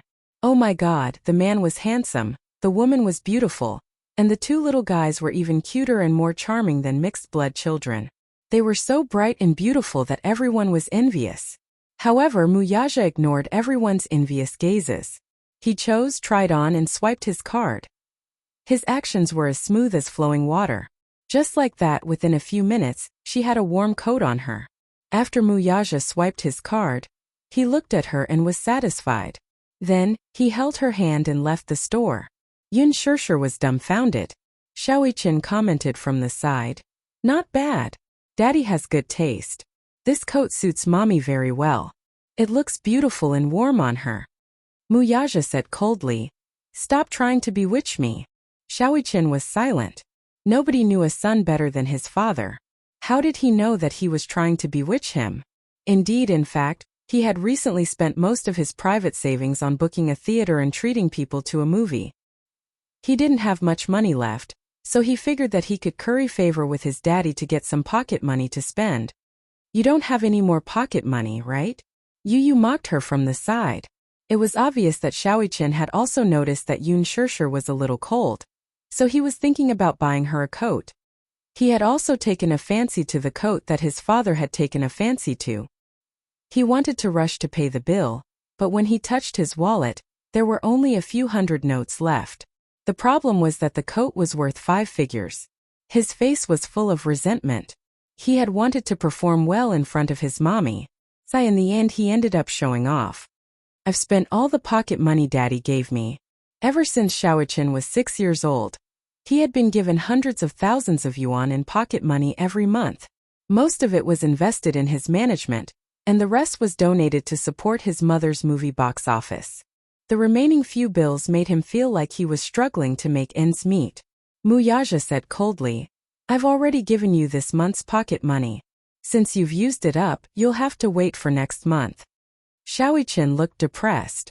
Yun Shirshir asked with concern. Xiaoyichen, you don't have any more pocket money? Yes. Xiaoyichen nodded and looked at her expectantly. As expected, Yun Shirshir dug into her own pocket. Daddy won't give you any, but Mommy will. Humph. Who asked your daddy to be so stingy? That's right. Mommy is still the most generous, Xiaoyichen said with a smile.